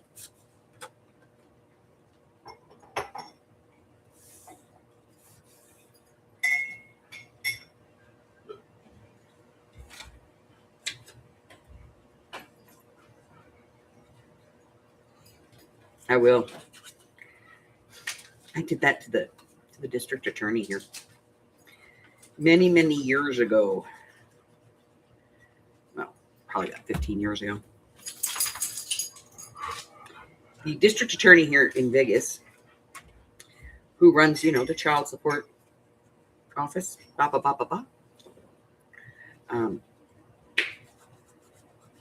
when my ex-husband and I split up,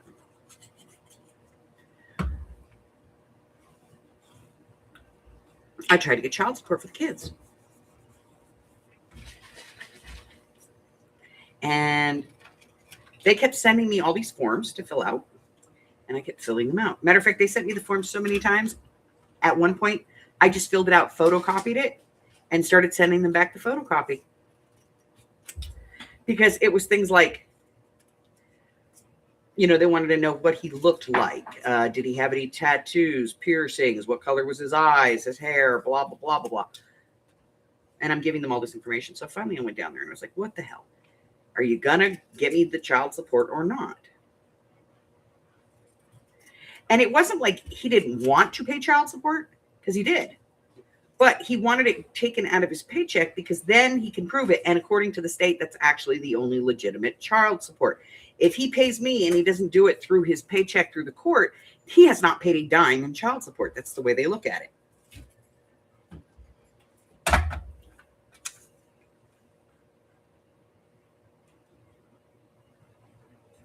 And so finally, after about a year of trying to get child support payments started, they told me that there was already a child support order in place.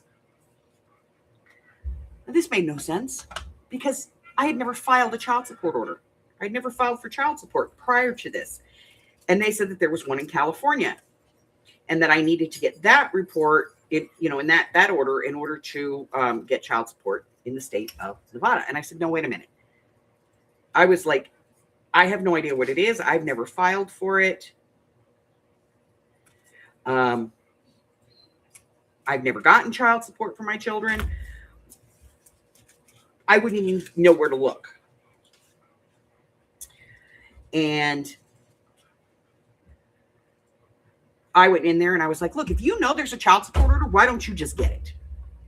Why don't you just contact the district attorney or the child support enforcement office, wherever that is, and get the damn thing? And then we can move on with this. And they were like, that's not how it works. You have to get. And I was like, I'm done. And at the time, I was still full-time in my wheelchair because I was in recovery and physical therapy and everything. And so I wrote them a little letter and I addressed it to the district attorney. And I told him, I said, first off, I will call the newspaper, every TV station, every radio station, and every organization that I can think of in this state that deals with parental rights and custody issues. And I will get them down here to look at the white woman in a wheelchair that you are purposely and continually avoiding in order to avoid doing your job. Your people are saying there is a child support order, and yet you're getting that child support order. However, I know that if you're Latina, they will do it for you because of the language barrier, but because I'm white, I have to do it. No. Everybody, and it was, I spoke to other parents. There was a black lady, same thing. They were telling her there was a child support order for her kids in another state, but they wouldn't tell her what state, they wouldn't tell her what county, they wouldn't tell her how much it was for, they wouldn't tell her anything. And she's like, I have never had child support for my children. And she would be in there just about as frequently as I was. And yeah, oh wow. I got a letter in the mail the next day that gave me an appointment time to come in. I went down there. By the way, their security, which was another thing that I had mentioned in the letter, their security, they wanted me to get out of my chair and walk through their metal detector because they did not have a wand. Not that it wouldn't have gone off anyway. It was an electric wheelchair. But, oh yeah, all of a sudden, I had the letter and I had an appointment and I went down there and they were like, sign this. And I was like, what is it? And they were like, this is the paperwork that we need in order to get the district attorney in that county, in that state, to give us a copy of the order on your behalf. And I said, oh. They said, hold on. They photocopied it. They handed it back to me. They said, we'll have your paperwork here shortly. She faxed the original piece up. Within minutes, she had an email that had the amount of child support in it.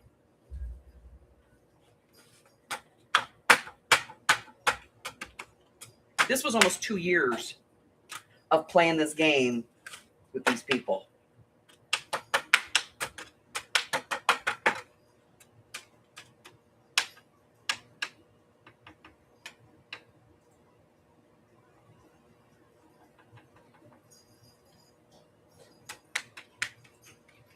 So I've done this game before and I'll do it again. I'll call newspapers. I will call, I will get in touch with like local Las Vegas internet sites, you know, that do like local happenings and stuff, basically internet news. I will get in touch with all of them and say, hey, this is 2 years in a row. I have purchased gift certificates from this Walmart, this very specific Walmart, and they have been blank, empty. Now, they're either not training their people how to ring them up, or somehow it's translating, like they're just charging me for the gift card, the full price, but not actually putting the money on the cards. Or somebody here is ripping people off. That would be Walmart ripping people off. So we'll see. Because they wouldn't, I immediately tried to refund them. They wouldn't do it. When I realized that they were Walmart cards. And they're not out of the package, so they can't say that I opened them and used them. This here says pull to reveal activation barcode, right? It says do not purchase or activate if this package appears tampered or in the barcode is visible. So this was sealed, okay? The other one, she pulled it open and you heard it ring, and she rang this little barcode up, and don't you know that little barcode came back as already having been used. And I was like, what? She goes, oh, sometimes it happens if the scanner reads it twice. Okay, I'm going to give you that one. So I didn't realize that they were Walmart gift cards when I bought them. I thought they were the Visa ones. So if these are blank, like the last ones, yeah, I'm going to lose my, because last year it was $150 and this year it's $150 again. That's $300 that I've given Walmart for nothing. Okay. Oh, so I was telling you guys about the Five Below. So I was in the Five Below and I bought all my stuff and I came out and I was waiting. I was going to go into the Burlington, and this woman and her two kids came out of the Five Below, and she held the door open and her two kids walked out, and then she let the door closed. And I wouldn't normally think anything of that, except that there had been a lady in the store shopping. She had a baby in a car seat. She had a disabled child in a wheelchair. And I looked, and there she is. She's got the baby's car seat hooked over her arm. She's got the bags on the back of the wheelchair. She's trying to push the wheelchair and go out the door. It's not an electric door, and that lady who came out in front of her looked right at her and just closed the door in her face. So I put my cigarette out and ran across the street. I was like, "Oh my God, are you okay?" And she's like, "Oh yeah, fine, thank you." And I was like, "Come on, let's let's get you in the car. Which car is yours? I'll help you get to the car." And I started to walk with her to her car and realized that the lady who slammed the door on her was parked in the hashtag between the two handicap spots. You have a ticket number? And I was like, and she was on the side with the lift for the daughter's wheelchair, which, by the way, was one of those, heavy duty electric. It's not an electric wheelchair. But it has the electrical battery on it and everything for the oxygen pump and all of that stuff, and for the lift and stuff. And so this little girl was in one of those chairs, and my pleasure. 5-point harness, the whole deal. And we get over there, and the woman who closed the door on her is parked in the hashtag. And so I knocked on her door, on her window, and I was like, "Excuse me, but you need to move your car." And she's like, "I'm on the phone." I was like, "Oh, hell no, here we go." I was like, "Ma'am, did no one tell you what you need to move your car. Expected for the dispatch? Well, I'm on the phone. When I'm done, I'll move it." I said, "Ma'am, I'm going to tell you one more time, and I'm going to let you know that parking in that handicap spot is a $250 fine. Parking in this hashtag is a $5,000 fine, and I will dial 911." It's just a hair after 2:00 now. I said, "Oh, yes, it is. Check it out." Till 3 to 5 tonight. And I went and I took a picture of her car and the license plate, and the fact that she was parked in the All right, so you crosshatch area. Wait till about 5 o'clock, and then give us a call. I dialed 311 on the phone, not 911. And all right. Anything else? She finally backed up, but now she's like in the middle of the driveway. But she backed up enough that we could get the ramp down to get. She's in her car screaming, "That woman's not even handicapped." I'm like, "Oh my freaking God.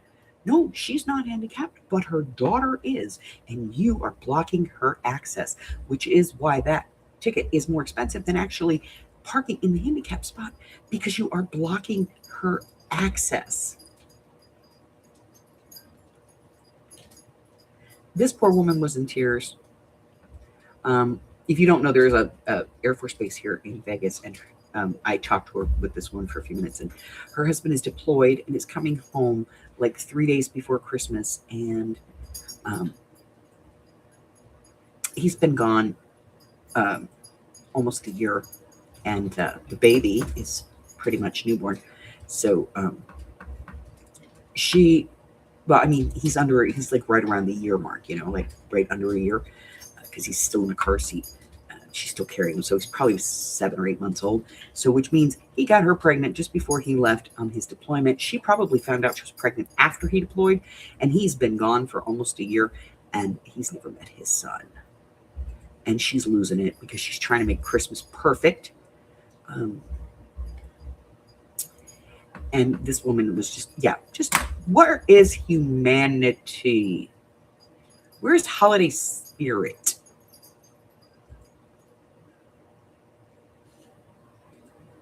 I think we ought to have biatch police. People that just drive around and just slap people for being biatches.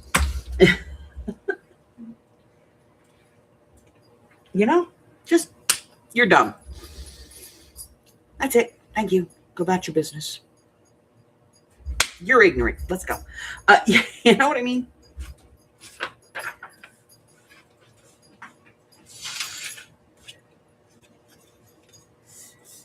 Apparently, you have to be the driver of the vehicle who's handicapped in order to be able to use a handicap parking spot under that woman's logic. All right, guys, let's see. What did we get done today? Well, we got our pieces cut. We got our folio put together. So we have a pocket up here. It's not a very deep pocket. I did this like half.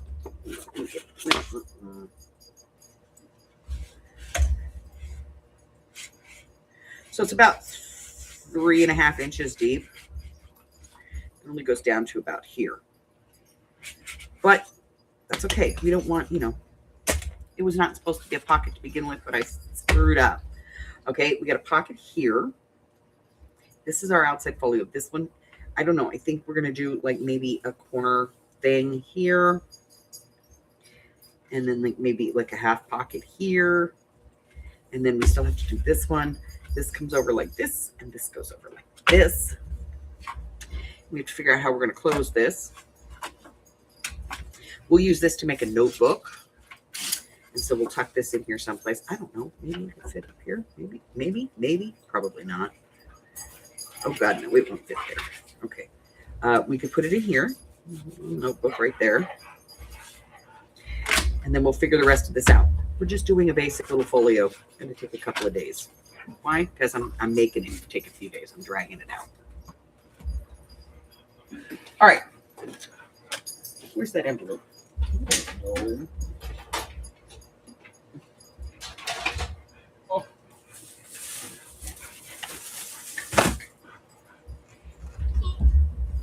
Okay, I got it. All right, here we go. So I'm going to put this little folio thing into this little envelope.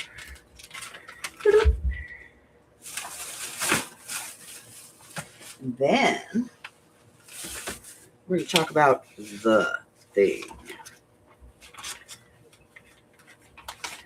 All right, get in there. Close it up. Nope. Put all the pieces in. All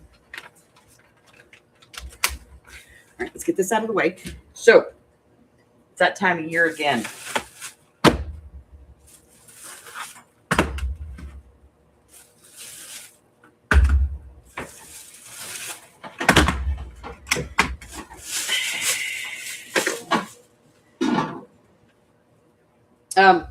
If you're new here, you've probably never seen this. However,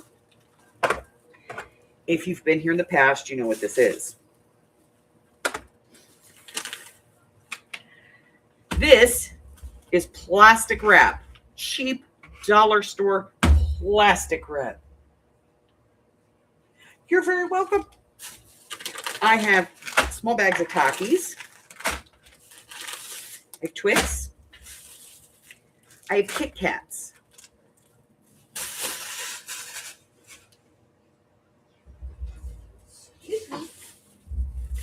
I have lollipops in the other room. I have Airheads. Poor Lily's going to miss out on the ball if they... I have bags of M&Ms. I have packs of Warheads.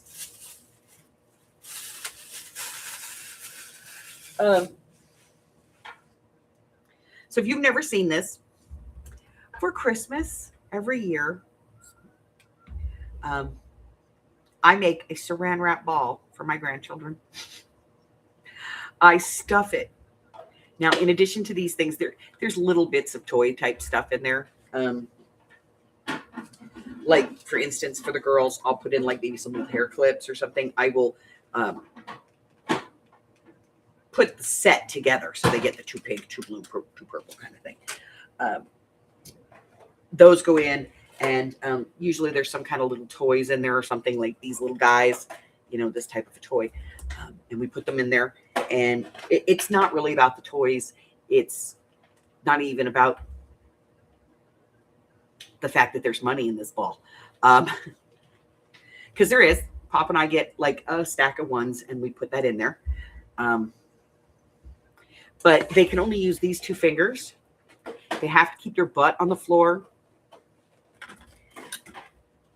One of their cousins or siblings will be rolling my dice. Very large dice. If they hit a 6, then they have to pass it. Everything that came out during their turn is theirs. They're not allowed to tear the plastic in any way. And what takes me hours, this will take me a full day to put it together. So figure about 7 to 8 hours to put the whole thing together. My grandchildren will demolish in about 20 minutes.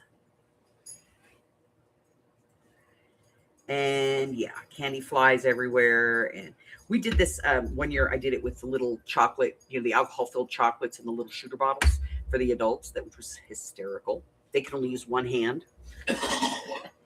But if you've never seen this, that's what what it is. And then like I said, we put little things in like this. Like this is the nail polishes, the Wicked ones. So I'll put that in there for the girls, and they trade, stuff. There'll be this like a pair of socks. They will, I put socks and stuff in there too. This is my girl bag. My boy bag's in the other room. But they trade, once everything comes out, they all sit there and they spend like 40 minutes going, I got, does anybody want to trade? Yeah, I'll give you 3 Twix bars and a pack of Raisinets. Okay. Mari says, hi, Hubber. Morning. It's quite the day. We are going to be busy as hell. So, Warheads, because I have some of my grandkids that really like this kind of candy. We swapped out. M&M's is, Airheads. All the kids like Airheads, so we get those. Kit Kats, these are the ones they pay their candy tax to their parents with. Twix is for them, Takis, because they all love Takis. And there's like single pack of Oreo cookies that go in there and just all kinds of stuff. And I film it every year so people can see that madness. I have to keep that. When I was at the dollar, the Five Below, they had dice that was like this. It was huge. And I was like, yes, no, $7. No, not worth it. Okay. Moving on.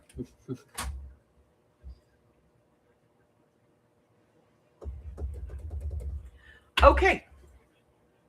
So we have, I bought me a puzzle. I thought it would be cute. I like it.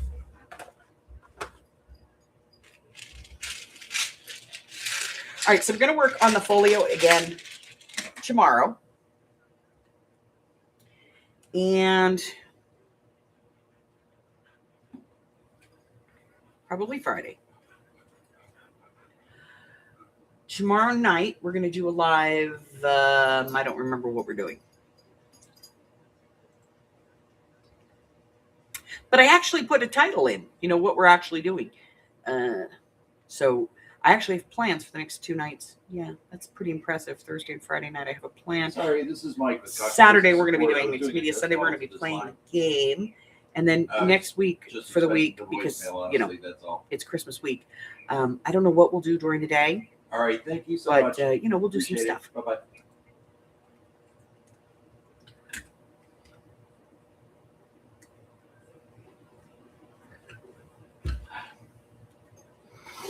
Okay, what's going on? All right, so we're quasi happy with the new printer. We'll have to see, how it looks. The paper that I put in is felt paper, so it does mute the color a little bit. So I'm going to try it on regular white paper and see how that looks.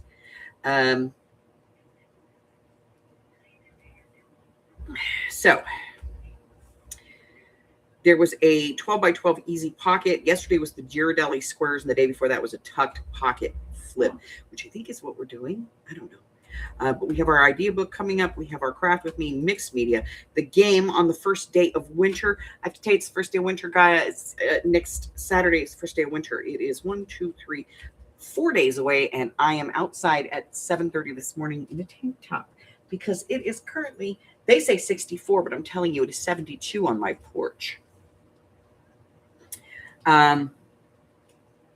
So I don't know what we're going to do next week, but we're going to do something.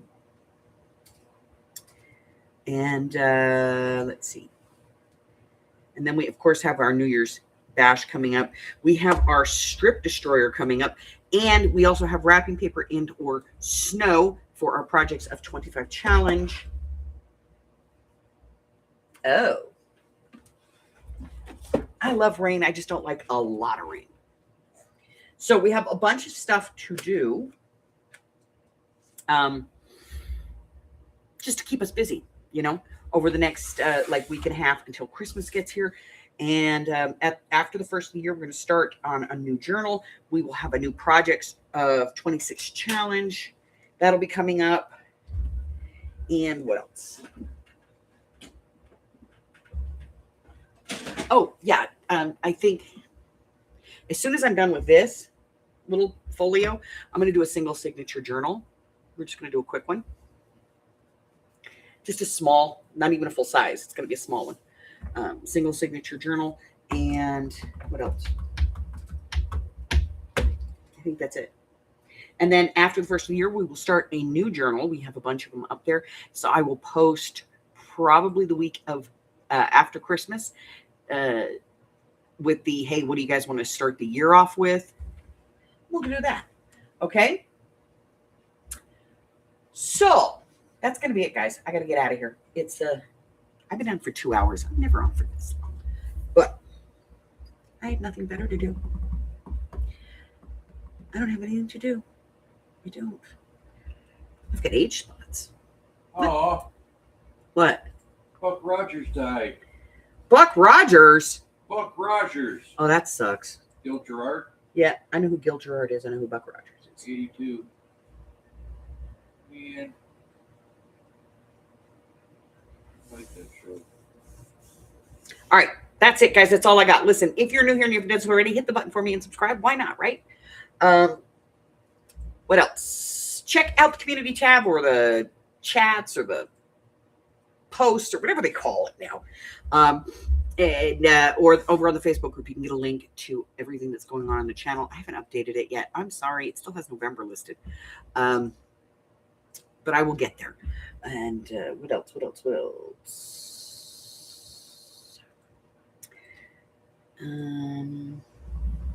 Yeah, so if you want to know, like, if I have tutorials coming up or any free classes, I do have a couple of free classes planned for next year. Usually those are video classes followed up by a live evening where we, go over it. So if you have questions, you can ask and I can help you with it. Let's see. If you would like to cyberstalk me, go down to the description box where it says more and click on that. And it's going to drop down and give you my Instagram and my email and my Facebook and my everything. And if you've joined my Patreon recently, thank you so much. Understand that I will be sending you stuff out. I'll be getting it out probably this week. I had to wait for it to come, my Patreon gifts to come in. So if you join my Patreon at a specific level, you get a gift and a free, in a quarterly happy mail. So I'll be sending all that stuff out.